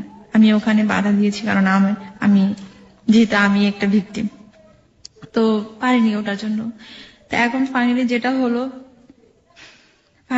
হলো সেটা হচ্ছে আমাদেরকে বুঝানো হলো, পুলিশটা আমাকে আর ওকে একটা রুমে নিয়ে গিয়ে বুঝালো যে দেখো ও যদি না মানে তাহলে কিন্তু তোমারই সমস্যা হবে। আমার হাজবেন্ডকে বলতেছে তোমাকে কিন্তু নারী নির্যাতন মামলা অলরেডি কিন্তু দিতে চাচ্ছে, এখন দিলে তুমি জানো এখন কত বছরের জেল, তারপর রিমান্ডে নিয়ে যাবে, তোমাদের দুজনকে রিমান্ডে নিয়ে যাবে, তখন কি হবে। এখন তার সাথে একটা কাজ করো, তুমি ওকে ছেড়ে দাও, ও চলে যাক ওদের বাড়িতে, কোন রকমে একদিন সুযোগ বুঝেও পালিয়ে চলে আসবে, তখন আর কেউ আর ধরতে পারবে না, এরকম ভাবে। কিন্তু আমি কিছুতেই মানতেছি না এটা, কারণ আমি জানি বাড়িতে গেলে আমার কি অবস্থা হবে, আমি জানি সেটা। আমি বারবার বলতেছি না, ওখানে গেলে আমাকে নিলামে দিবে, ওখানে গেলে আমাকে এরকম বয়স্ক মানুষের সাথে বিয়ে দিবে, আমি জানি আমাকে মেরে ফেলবে, ওখানে এমনও হতে পারে আমাকে জঙ্গলে দিবে। আমি এগুলো অনেক কান্না করছিলাম আর বলছিলাম এসব কথা। তারপরে তখনও পর্যন্ত ওকে ধরে আছি, আমার লজ্জা দিতে কিছু করতে। নিলাম শব্দটা নিয়ে অনেক বলা আছে, নিলামে দেবে মানেটা কি? মানে এটা কি আপনাদের গোত্রেরই একটা নিয়ম বা এরকম কিছু একটা, যে বাঙালি কোনো ছেলেকে বিয়ে করলে এরকম? হ্যাঁ, ঠিক তাই।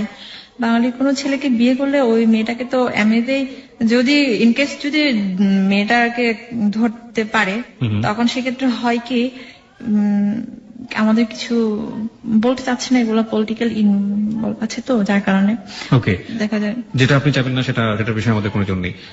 তো নিলামে দেয় বলতে কি সমাজের কাছে তুলে দেয়, তখন আর ফ্যামিলির কাছে আর থাকে না আর ব্যাপারটা। ফ্যামিলি চাইলেও আর কোনো কিছু করতে পারে না, সমাজ যা বলে তাই। এমনও হতে পারে বয়স্ক একটা লোকের সাথে মেয়েটাকে বিয়ে দিচ্ছে, এমনও হতে পারে তাকে একটা রাখাল কিংবা রিক্সাওয়ালার সাথে বিয়ে দিচ্ছে, তাকে সাথেই থাকতে হবে। আর এমনও হতে পারে মেয়েটাকে জঙ্গলে পাঠিয়ে দিচ্ছে। এরকম আমাদের রিলেশন আছে ওরকম। তো যাই হোক, আমি বারবার এটা বলতেছি আমি পারবো না, আমি কোনোদিনও যাবো না, আমি মরে যাবো, আমি যাবো না। তারপর ও আমাকে বোঝালো, জান তুমি যাও। এখানে একটা কথা বলে রাখি, আমি ওকে জান ছাড়া আমি কিন্তু কোনোদিন ওর নাম বলি না। তারপর ও আমাকে বলে যান, ঠিক আছে। তারপর আমি বলছি জান আমি তোমাকে ছাড়া আমি কিভাবে থাকবো, আমি কোনোদিন পারবো না, আমি যাব না, আমাকে মেরে ফেলবে, তুমি তো জানো সবকিছু। তারপর সে বলতেছে জান তুমি যাও, আমি তোমাকে নিয়ে আসবো যেভাবে হোক, 1 মাস হোক 2 মাস হোক, তুমি মোবাইলটা রাখো। ওর 2টা মোবাইল ছিল, একটা মোবাইল আমাকে চুরি করে দিছে, আমি মোবাইলটা কোন রকমে আমি একটা করে রাখলাম। এর মধ্যে কিন্তু আমাদেরকে সবাই যে যার মতো করে ভিডিও করতেছে, হ্যান ত্যান করতেছে, কত কিছু করে। মানে ওই সময়টাতে ভিডিও করছে? হ্যাঁ, ভিডিও করছে অনেকেই। আপনার যে ছেলেগুলোর কথা আপনি বলছেন, আপনার কমিউনিটির বিভিন্ন ছেলেরা এগুলো ভিডিও করতেছে, আপনাদের যে টর্চার গুলো হচ্ছে ভিডিও করছে? হ্যাঁ, আমাকে ওখানে অনেক মারছে, ওকেও মারছে। তারপর পরে ওখান থেকে বের হলাম, অনেক কাঁদতেছি আমি জানি আমার কপালে কি আছে, কিন্তু জানি না ওর তখনকার ফিলিংসটা কেমন ছিল আমি এটা জানি না। আমার ফিলিংসটা ছিল এটাই যে আমি ওকে হারালাম, আমার জীবন থেকে আমি হারালাম। তো গেট থেকে বের হওয়ার সময় ওকে পুলিশে নিয়ে যাচ্ছে, আমাকে আমার মা বাবা আমার আত্মীয় স্বজন আমাকে ধরে রাখছে, আমার মা এমন ভাবে ধরে রাখছে আমি মনে আসামি। পরে ওকে ওরকম ভাবে আমি বললাম যে জান আমি যাচ্ছি, আমি জানি তোমার সাথে আমার আর কোনোদিন দেখা হবে না আর এই জীবনে, তুমি ভালো থেকো, এটা শুধু বলছিলাম, কান্না করছিলাম। পরে ওকে নিয়ে গেল থানায় নাকি কোথায় নিয়ে গেলো জানি না, থানায় মনে হয় নিয়ে গেছে। পরে আমাকে হোস্টেলে নিয়ে আসলো, হোস্টেলে আসার পরে আমার মা অনেক মারছে আমাকে, ও যে অনেক মারছে, চুল ধরে এসেছে। পরে একটা পর্যায়ে আমি সেন্সলেস হয়ে গেলাম ওখানে। সেন্সলেস হওয়ার পরে আবার সেন্স ফিরে আসলো, দেখলাম যে হোস্টেলে অনেক জোরো সোরো হয়ে আছে। ওর মধ্যেও আমি ওর সাথে মানে যোগাযোগ করতে চাচ্ছিলাম কিন্তু পারতেছিলাম না, কারণ আমার কাছে ফোন টোন কিছুই ছিল না।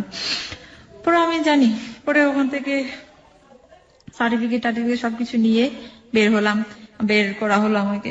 একসাথে রিক্সায় উঠলাম, কাকা আমি আর আমার মা আমাকে এমন ভাবে ধরে রাখছে যেন আমি রিক্সা থেকে যেন পড়তে না পারে। আমি বারবার চাচ্ছিলাম যে আমি মরে যাব, রাস্তায় অনেক বড় বড় ট্রাক গাড়ি যাচ্ছে, তো ওখানে আমি পড়ে যেতে চাচ্ছিলাম, মানে আমি নিজে থেকেই আমি বাঁচবো না আর এরকম। তো আমাকে এমন ভাবে ধরছে যে যেন আমি পড়তে না পারি এরকম।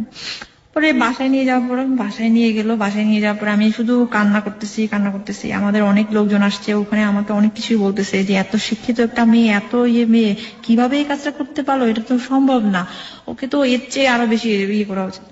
আচ্ছা, আমি আরেকটা কথা বলতে ভুলে গেছি, সেটা হচ্ছে ওই সালিশ কেন্দ্রে যখন ছিলাম তখন একটা অঙ্গীকারপত্র দিতে হয়েছিল। সেটা হচ্ছে আমার মা বাবারও অঙ্গীকারপত্র দিতে হয়েছে যে মেয়েকে যদি আমরা ঘরে নিয়ে যাই, বাড়িতে নিয়ে যাই, ওর উপর মানসিক বলেন শারীরিক বলেন কোন রকমের টর্চার করতে পারবো না। আর আমার হাজবেন্ডের দিতে হয়েছিল হচ্ছে এরকম যে এই মেয়েটাকে ওর বাবা মার অমতে কিংবা ওর অমতে আমি আর কোনোদিন ওকে নিয়ে আসতে পারবো না, যদি নিয়ে আসি তাহলে আমার এ ধরনের সমস্যা হবে। সিগনেচার সবকিছু দিতে হয়েছে, আমারও দিতে হয়েছে, ওরও দিতে হয়েছে। কিন্তু এগুলো তো আর কে মানে, এইসব কথা আর কে মানে, আমার বাবা মা তো মানেই নাই, অত্যাচার বলেন যেটা বলেন আর কি। কোন রকমে ওই কাজিনের বাসায় নিয়ে গেল, আমি কান্না করতেছি অনেক। আমি আমার মাকে বলতেছি মা দেখো তোমার সাথে আমার একটা গোপন কথা আছে। তারপর মা বলেছে কি কথা বলো, বলতেছে আমার সাথে কথাই বলতে চাচ্ছে না এরকম।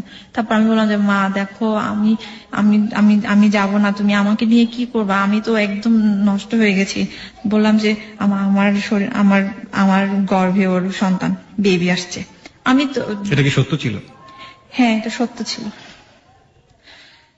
কিন্তু তখনও পর্যন্ত আমি জানতাম না আর কি যে আমার একটা ছিল আর কি। আমি বলেছিলাম এই কারণে যে আমি যেন আমি রেহাই পাই, তারপরও যেন আমাকে যেন তারপর মা এটলিস্ট মেয়ে তো এরকম ভাবে যেন আমাকে করে। মানে আপনি এটা বলেছিলেন কিন্তু আপনি নিশ্চিত ছিলেন না, পরবর্তীতে সত্যি ছিল? পরবর্তীতে সত্যই ছিল। পরে ওভাবে আমাকে নিয়ে গেল, ওটা শোনার পর তো আরো বেশি ক্রেজি হয়ে গেল আমার উপর, না এই রক্তকে জীবনীও আমরা নিব না এরকম ভাবে আর কি, প্রয়োজনে আমার মেরে ফেলবে এই অবস্থা। পরে বাড়িতে নিয়ে গেল, বাড়িতে সারা রাত পাহারা দিয়ে নিয়ে গেল, পুলিশ পাহারা দিয়ে যেন ও কোনো সমস্যা কোনো করতে না পারে এরকম পাড়া দিয়ে নিয়ে যাওয়ার পরে এমনও চেষ্টা করেছি আমি, জানলা খোলা ছিল, জানলা দিয়ে আমি বাস থেকে আমি লাফ দিতে চেয়েছিলাম যাওয়ার সময়, এরকম এরকম এমনও চেষ্টা করেছি, কিন্তু ওটা পারি নাই। আমার পিসিমা সব সময় আমার সাথে একদমই টোটালি চোখের পাতা এক করে নাই, সারা রাত ওই দিন আমাকে পাহারা দিচ্ছে, গাইড দিচ্ছে। পরে ওরকম ভাবে বাড়িতে নিয়ে গেলো, সকাল হলো, প্রথমে কাকার বাসায় আমাকে অনেক অত্যাচার করা হলো, অনেক ভাত পর্যন্ত খেতে দেয় না, অনেক এমন ভাবে। তারপর আমার মা যখনই ওটা শুনতে পারলো যে আমি এরকম কনসিভ করেছি, এই সেই এগুলা বলতেছে, তুই এরকম একটা পাপি মেয়ে, তোরে এই দুনিয়াতে রাখা উচিত না, তোরে আজকেই মেরে ফেলা উচিত, তোরে এরকম এই সন্দেহ এগুলা, এই রক্তগুলা অজাতের রক্ত, এন তেন এগুলো বলে বলে অনেক কিছু বকা দিচ্ছে আমাকে, অনেক কিছুই। মানে আমাকে গোসল করতে দিচ্ছে না, আমাকে ভাত খাইতে দিচ্ছে না, আমি কি অবস্থার মধ্যে মার, তার আমার চুল টুল একদম এলোমেলো, সব অনেক কিছু এই অবস্থায়, কাপড় চোপড় ছিঁড়া। এর মধ্যে বাথরুমে গেলাম, বাথরুমে গেলেও সাথে সাথে একজন যাবে, এই অবস্থায় যেন আমি, ওরা ধারণা করেছিল যে আমার কাছে ফোন আছে কিনা, ফোন আছে, বাট আমি বডি চেক করতে দিই না ওদেরকে, যার কারণে ওরা আমার কাছে মোবাইল যে ছিল সেটা ওরা ধরতে পারেনি। তো এর মধ্যে বাথরুমে গিয়ে আমি ওর সাথে ফিস ফিস করে কথা বলতাম, মেসেজ দিতাম এরকম ভাবে, কিন্তু ফোনটা তো হ্যাম্পার হচ্ছিল, যে পানি হচ্ছিল, ভিজে যাচ্ছিল, তার কারণে। তারপর ওভাবে আমাকে বাড়িতে নিয়ে গেল, প্রথমে তো কাকার বাসা থেকে রাত্রে আমাকে বাড়িতে নিয়ে গেল, যেন এলাকার তো জানাজানি হয়ে গেছে। বাড়িতে নিয়ে যাওয়ার পরে আমাকে অনেক মারলো, কাকাই মারছে আমাকে, মা মারছে। পরে এভাবে আমার বন্দি জীবন শুরু হলো, প্রায় 7 মাস ছিলাম বন্দি, একদম পৃথিবীর থেকে বাইরে, গৃহবন্দী যেটা বলে। এর মধ্যে ওর সাথে আমার যোগাযোগ হতো, ফোনে যোগাযোগ হতো, টাইম টু টাইম সবকিছুই বলতাম, ও জানার চেষ্টা করতো সবকিছুই। এর মধ্যে ফোনটা আবার নষ্ট হয়ে গেল, পানি যেহেতু ভিজে গেছে, ডিসপ্লে নষ্ট হয়ে গেল। তারপর কিভাবে কি করা যায়, এখন আমি কি করব, আমাকে সাহায্য করার তো কেউ নাই, আমাকে কে করবে। এর মধ্যে অবশ্যই আমি অনেকের হেল্প পেয়েছি, আমি বলতে চাচ্ছি না তাদের নাম, সমস্যা আছে এই জন্য। তো যাই হোক, ফাইনালি যেটা হলো, এখন আমার বেবিটাকে নষ্ট করাবে। আমি তো তখনও পর্যন্ত কিন্তু আমি শিওর ছিলাম না, যেদিন 1 মাস হওয়ার পরে আমার মা আমার জন্য একটা নিয়ে আসলো চেক করার জন্য আর কি। পরে দেখলো যে হ্যাঁ এটা সত্যি। এখন তো আমি আরো বেশি হয়ে গেলাম, ইমোশনাল হয়ে গেলাম, আমি কোনো রকমে কোনোদিনও না।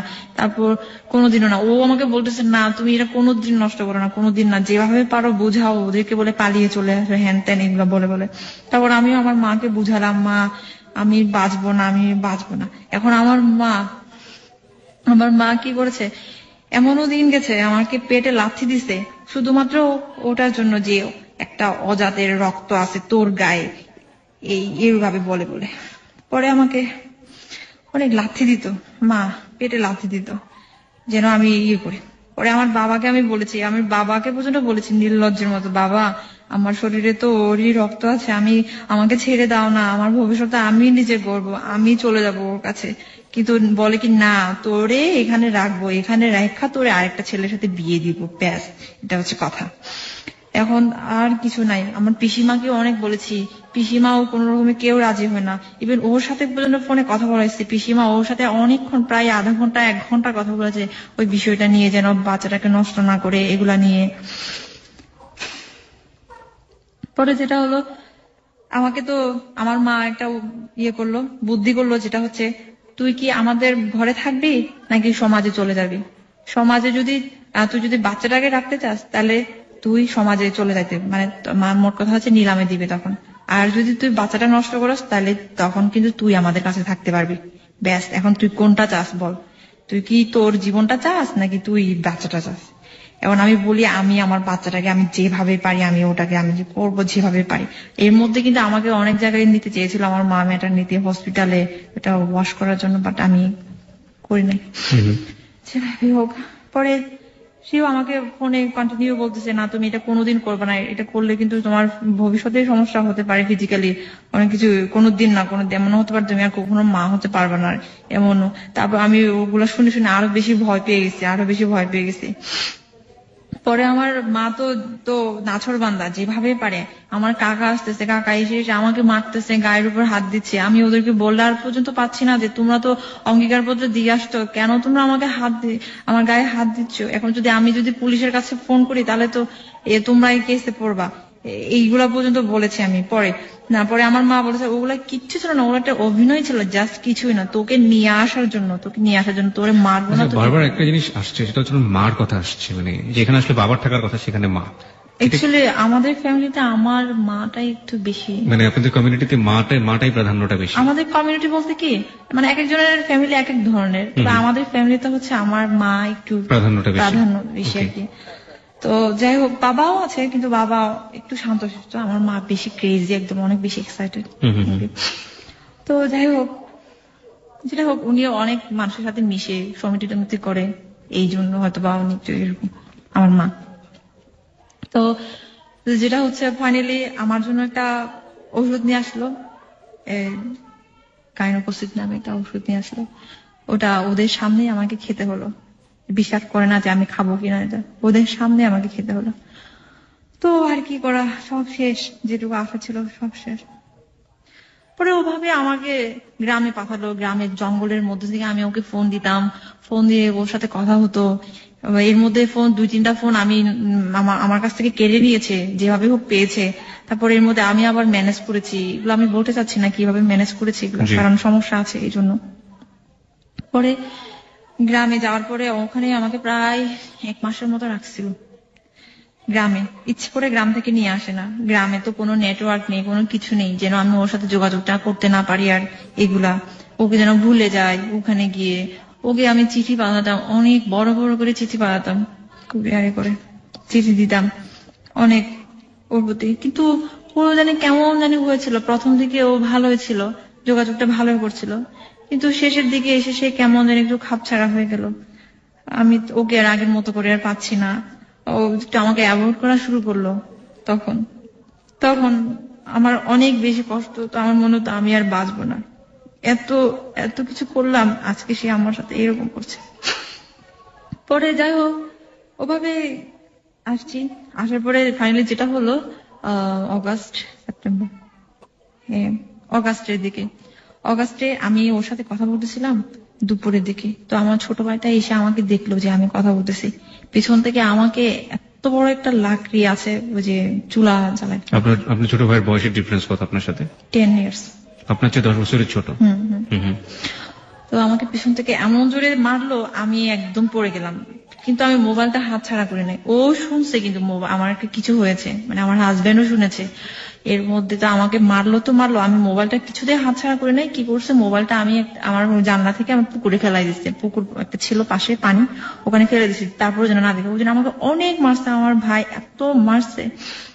পরে আমি কি করলাম, আমার জীবনটা আর রেখে কি করব, আমি ওই দিন আমাদের বিষ ছিল, ইঁদুর মারার বিষ ছিল, ওই ইঁদুর মারার বিষ খেয়েছি যে মরে যাব আজকে।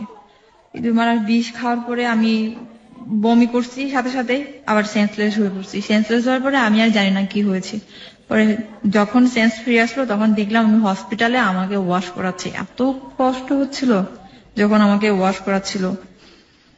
তো ওয়াশ করানো হলো, ওখানে হসপিটালে 2 দিন ছিলাম। 2 দিন রাখলো আমাকে। অনেক মানুষ অনেক কথা বলছে, নিন্দা করছে, এটা তো স্বাভাবিক। যারা নিন্দা করছে তারা তো সবাই আপনার আমাদেরই গোত্রের মানুষ। একজন মানুষও কি আপনার পাশে দাঁড়ায়? আমার না, আপনাদেরই গোত্রের কেউ না, নট এ সিঙ্গেল পার্সন। শুধু একজন ছিল, উনি আবার ঢাকার টেক্সটাইল ইউনিভার্সিটির প্রফেসর। উনি বলছিল যে ওকে ছেড়ে দিন না, ওর জন্য তো খারাপ লাগতেছে আমার, বেচারি ও তো মরেই যাবে, ওকে ছেড়ে দিন, যাকে ভালোবাসে তার। উনি বলছিল শুধুমাত্র। এই কথা শোনার পরে আমার কাকা বলে কোনো দিনও না, ওকে মেরে ফেলা হবে, তারপর মরে যাক, তারপর ও ছেলের কাছে যাবে না। তারপর আমার মা বলে ওরকম একটা ছেলের সাথে আমার মেয়েকে দিব, কোনো দিনও না। যে ছেলে কিনা এইগুলা করে রাস্তার ফকিরের মতো করে ফেরিওয়ালা করে করে বেড়ায়, তার সাথে দেখতে কেমন, হ্যান ত্যান কত কিছু বলতো, আমাকে বলতো। আমার এগুলো শুনে আমার অনেক কষ্ট হতো, আমি অনেক কান্না করতাম, প্রতিবাদও করতে পারতাম না, শুধু বলতাম যে আমি ওকে অনেক ভালোবাসি, তোমরা যতই যাই বলো না কেন, কোনো দিও না। এর মধ্যে ওকে আবার কেস করতে চেয়েছিল ওখান থেকে। তা আমি বলেছি, আমাকে অনেকবার কনভিন্স করানো হয়েছিল, আমি বলছি কোনোদিনও না, আমাকে মেরে ফেলো তারপরে তোমরা ওকে কেস করতে পারবে না। শুধুমাত্র আমার কারণে কেস করতে পারে নাই, নাহলে কিন্তু কেস হয়ে যেত ব্যাপারটা। ওকে। তাহলে পরে এর মধ্যে আমাকে হসপিটাল থেকে বাড়িতে নিয়ে আসা হলো। ও জানে এগুলা সব, আমার মানে শুভাকাঙ্ক্ষী আর কি, সে ওকে মেসেজ করে পাঠাইছে দিদির এই অবস্থায় অবস্থা, এগুলা ও জানে এগুলা সব। এর মধ্যে আমি ওকে বললাম যে দেখো আমার আর এখানে থাকা সম্ভব না, তুমি আমাকে কবে নিয়ে যাবা। ও আমাকে এই মাস ওই মাস বলে বলে ওভাবে রাখতে রাখতে ফাইনালি যেটা বলছে ডিসেম্বর ছাড়া আমি তোমাকে নিয়ে আসতে পারছি না। আপনি যাকে বিয়ে করলেন সে?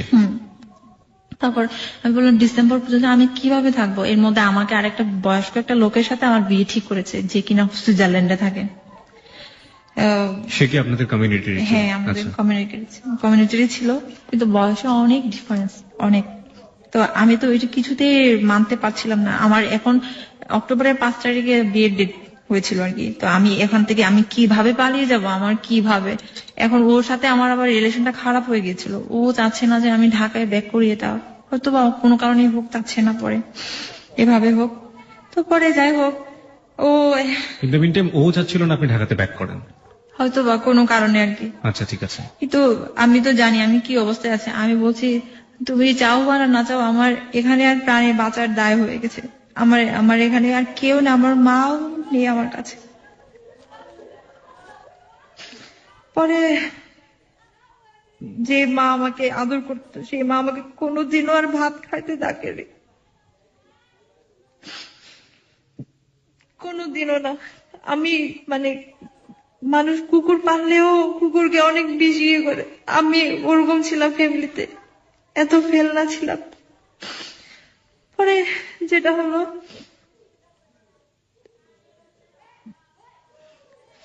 ফাইনালি আমার একটা ফ্রেন্ডের মাধ্যমে, ঢাকারই ওই ফ্রেন্ডের মাধ্যমে আমি সবকিছু যোগাযোগ করলাম যে কিভাবে কিভাবে কি করব। এমন আমার হাজবেন্ড এটা বলেছে যে তুমি যদি ঢাকায় আসো তাহলে আমি কিন্তু তোমার মাকে বলে দিব যে তোমার কাছে মোবাইল আছে, এটা আমি বলে দিব। আমি এটা শোনার পর তো আমি একদম বেশি হয়ে গেছিলাম যে কিভাবে সে এই কথাটা বলতে পারলো। তো আমি জানি ওখানে আমার পক্ষে আর থাকা সম্ভব হচ্ছে না, আর সম্ভবই না। ওখানে থাকা মানে হচ্ছে মৃত্যু, আর কিছুই না। পরে আমি আসলাম, যেভাবে হোক একটা দিন আসলো। আমি সময় খুঁজতেছিলাম, সুযোগ খুঁজতেছিলাম, আমি কিভাবে আসবো কিভাবে আসবো। এর মধ্যে আমার বাবা মা যদি অফিসে চলে যায়, আমি এই সুযোগগুলো খুঁজতেছিলাম। আমি ওরকম ভাবে একটা দিন আসলো, সময় আসলো যে অনেক কিছুই আছে, অনেক কিছুই। পরে আমার কাছে একটা বোরকা ছিল, ওই বোরকাটা ম্যানেজ করেছে আর কি যেভাবে হোক। আমি পরে আসলাম ঢাকায় যে আসতেছি, ওকে কিন্তু বলি নাই আমি ঢাকায় আসতেছি এটা, কারণ আমার মধ্যে ভয় ঢুকে গেছিল যে ও যেহেতু বলেই দিয়েছে আমার মাকে সে বলে দেবে, তাহলে আমি ওকে আর কেন বলবো।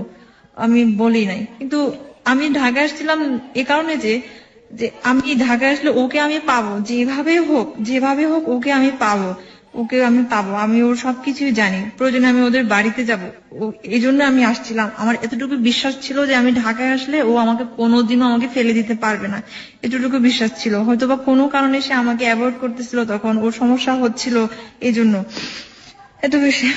পরে ঢাকায় আসলাম, ঢাকায় আসার পরে একটা ফ্রেন্ডের বাসায় উঠলাম।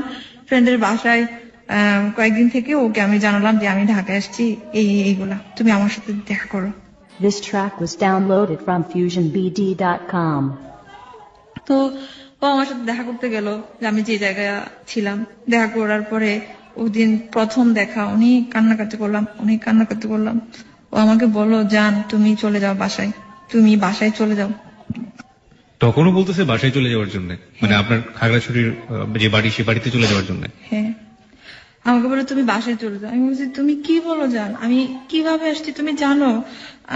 আমি মরণ মৃত্যুকে হাতে নিয়ে আসছি। যদি আমাকে কেউ ধরে ফেলতো, আমারও যে মৃত্যু হতো, মেরে ফেলতো, আমাকে শুট করতে পুরো এরকম। তো এরকমই ছিল, কারণ আমাদের ওখানে তো এরকমই হয়। পরে বলতেছে না তুমি চলে যাও প্লিজ, আমি এস্টাবলিশ হলে আমি তোমাকে নিয়ে আসবো, আমি এই সমস্যার মধ্যে আছি, দেখো এই সমস্যা। আমি বলছি দেখো জান, তুমি, আমারও তো যোগ্যতা আছে, আমি আমার যোগ্যতা নিয়ে আমি চাকরি করবো, তুমি আমাদের কোনো সমস্যা হবে না। আমি ওকে বললাম আমি তো তোমারই বউ, তোমারই বিয়ে করাবো, তুমি কেন এরকম করছো, কেন তুমি এমন করছো?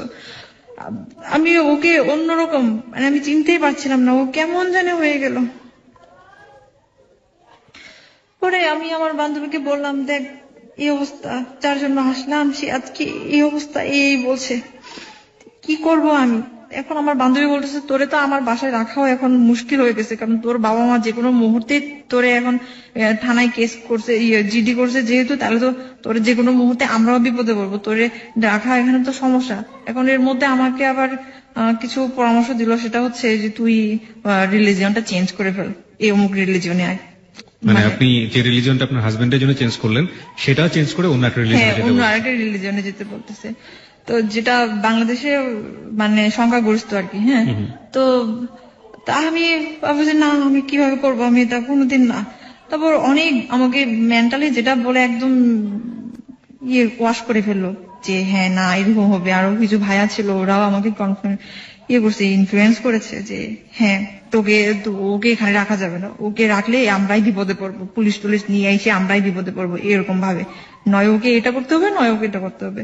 তা আমি তখন ওকে বললাম যে দেখো জান, আমাকে তো এরকম করতে বলতেছে, আমি কি করব, তুমি তো আমাকে নিয়েও যাচ্ছ না, তাহলে আমাকে যদি নিয়ে যায়। তারপর সে তখন আমাকে তেমন একটা কিছুই বলে নাই, কিছু বলে না। পরে আমি সিদ্ধান্ত নিলাম, আমি আর কি করব, আমার কিচ্ছু করার বাকি নেই, এখন আমাকে বাঁচতে হবে, আমার কোথায় যাব আমি এখন। আমি পরে রিলিজন চেঞ্জ করার জন্য আমি সবকিছু এগ্রি হলাম। তবে ওখানে একটা ভাইয়া ছিল, ওই ভাইয়াটা সবকিছু একটা উকিলের সাথে কথা বলে হ্যান ত্যান কত কিছু সব পেপারস রেডি করছে, এবং ওনার সাথেও গিয়েছি আমি কোর্টে, যাওয়ার পরে সিগনেচারও করেছে, কিন্তু ওই যে ম্যাজিস্ট্রেটটা অ্যাবসেন্ট ছিল, যার কারণে আর ওটা হয়নি। তো ওই দিন আবার আমার হাজবেন্ড ওখানে গিয়েছে, আমার বান্ধবীর সাথে অনেকক্ষণ কথা বলেছে এই বিষয়গুলো নিয়ে। ওরও অনেক মন খারাপ ছিল, আসার সময় ফোনে কথা হয়েছে, ফোনে আমি কান্না করতেছি বারবার, ও ফোন দিচ্ছে, কাঁদতেছি, কথা বলতেছি, বলছে জান তুমি এই কাজটা করলা, এই কাজটা যদি করো তোমার সাথে আমার আর কোনোদিন দেখা হবে না, কোনোদিন মিলন হবে না, যেটুকু মিলন হওয়ার কথা ছিল সেটাও আর হবে না। আমি বলছি এগুলো তো তোমার জন্যই হচ্ছে, তুমি কেন আমাকে তুমি নিয়ে যাচ্ছ না, আমি তোমার জন্যই আসছি। পরে বলতেছে তুমি এটা করো না, আমি তোমাকে নিয়ে যাব, যেভাবে আমি তোমাকে নিয়ে যাব। এটা বলার পরে আমি আর একটু মনে একটু আশ্বাস পেলাম। তাহলে আমি আমার বান্ধবীকে বললাম, আমি যেটা করেছি আমি এটা আর করতে পারবো না, এখানেই শেষ। আবার এখন আমার বান্ধবী আমার উপর খেপে গেছে, যেহেতু আমি ওর বাসায় এতদিন ছিলাম, এখন বলতেছে তুই পৃথিবী একদিকে, তোর জামাই একদিকে, তুই কি করতেছস, তুই তোর জামাইটারে বেছে নিতেছ। আমি বলছি অবশ্যই, আমি আমার জামাইয়ের জন্য আমি আসছি, এখন তুই যা বলিস না কেন। আমি এখন ওর সাথে আমার একটু সম্পর্কটা খারাপ হয়ে গেছিল, ফাইনালি সে যেটা করলো আমাকে আর ওর বাসায় রাখলো না আর। এখন আমার হাজবেন্ড একটা বাসা নিয়ে ওখানে আর একটা বাসায় রাখলো আমাকে। ফার্স্ট টাইম আপনারা একটা বাসা নিলেন এবং সেই বাসাটায় উঠলেন। ওকে, সাবলেট আর কি, সাবলেটে। হ্যাঁ, ওটা ওখান থেকে আমাদের সংসার শুরু হয়। এই তো কত সালে সংসারটা শুরু হলো? 2010 নভেম্বরে 26 তারিখ। তো ওভাবে একটু সংসারটা যেরকম ভাবে চেয়েছিলাম আস্তে আস্তে হচ্ছে, এটা সেটা টুকিটাকি জিনিস কিনা শুরু করলাম, যেহেতু তো এর মধ্যে ভালোই যাচ্ছিল, সবকিছুই ভালোই হচ্ছিল, সবকিছুই ও আসতেছে। কিন্তু ওর একটা সমস্যা ছিল, ওর ফ্যামিলিতে তো যেহেতু ও ডিসক্লোজ করে নাই ব্যাপারটা, ও যে বিয়ে করেছে এটা নিয়ে সমস্যা ছিল, যার কারণে সে আমার সাথে কন্টিনিউ থাকতে পারতো না আর কি। তো এরকম ভাবে আসা যাওয়ার মধ্যে থাকতো। পরে আমি আমি এর মধ্যে আমি একটা চাকরিতে জয়েন করলাম স্কুলে, ওটাও আরেকটা স্কুলে ছিল, স্কুলে জয়েন করলাম। এভাবেই চলতেছিল, ভালোই চলতেছিল। মাঝে আবার অনেক কিছু হলো, যে এভাবে আমার একটু জিদটা একটু বেশি ছিল আর কি, যে ও অনেক সময় ব্যস্ত থাকতো, আমি চাইতাম ও সবসময় আমার কাছে থাকুক, যেটা আমি একা সবসময় বাবা মা যতই আমাকে অত্যাচার করুক না কেন, ওদের কথা মনে পড়ে, কান্না করতাম সারাদিন, বাসায় একা একা থাকতাম। পরে আমার একটু জিদ বেশি ছিল, জিদটা এরকম ছিল যে ও যদি ব্যস্ত থাকতো, আমি ফোন দিলে রিসিভ না করলে আমি শুধু ফোন দিতেই থাকতাম। তো ওইগুলো পছন্দ করতো না, একদমই অপছন্দ করতো। তো এরকম ভাবে ও মাঝে মাঝে আমাকে করতো, ঝাড়ি টাড়ি দিত এমন। তো পরে যাই হোক, একদিন কি করলাম, সে আমার জন্য একটা জিনিস নিয়ে আসলো, একটা গিফট নিয়ে আসলো আর কি, একটা গিফট নিয়ে আসলো। ওই প্যাকেটটা ওদের এলাকারই একটা দোকানের প্যাকেট ছিল।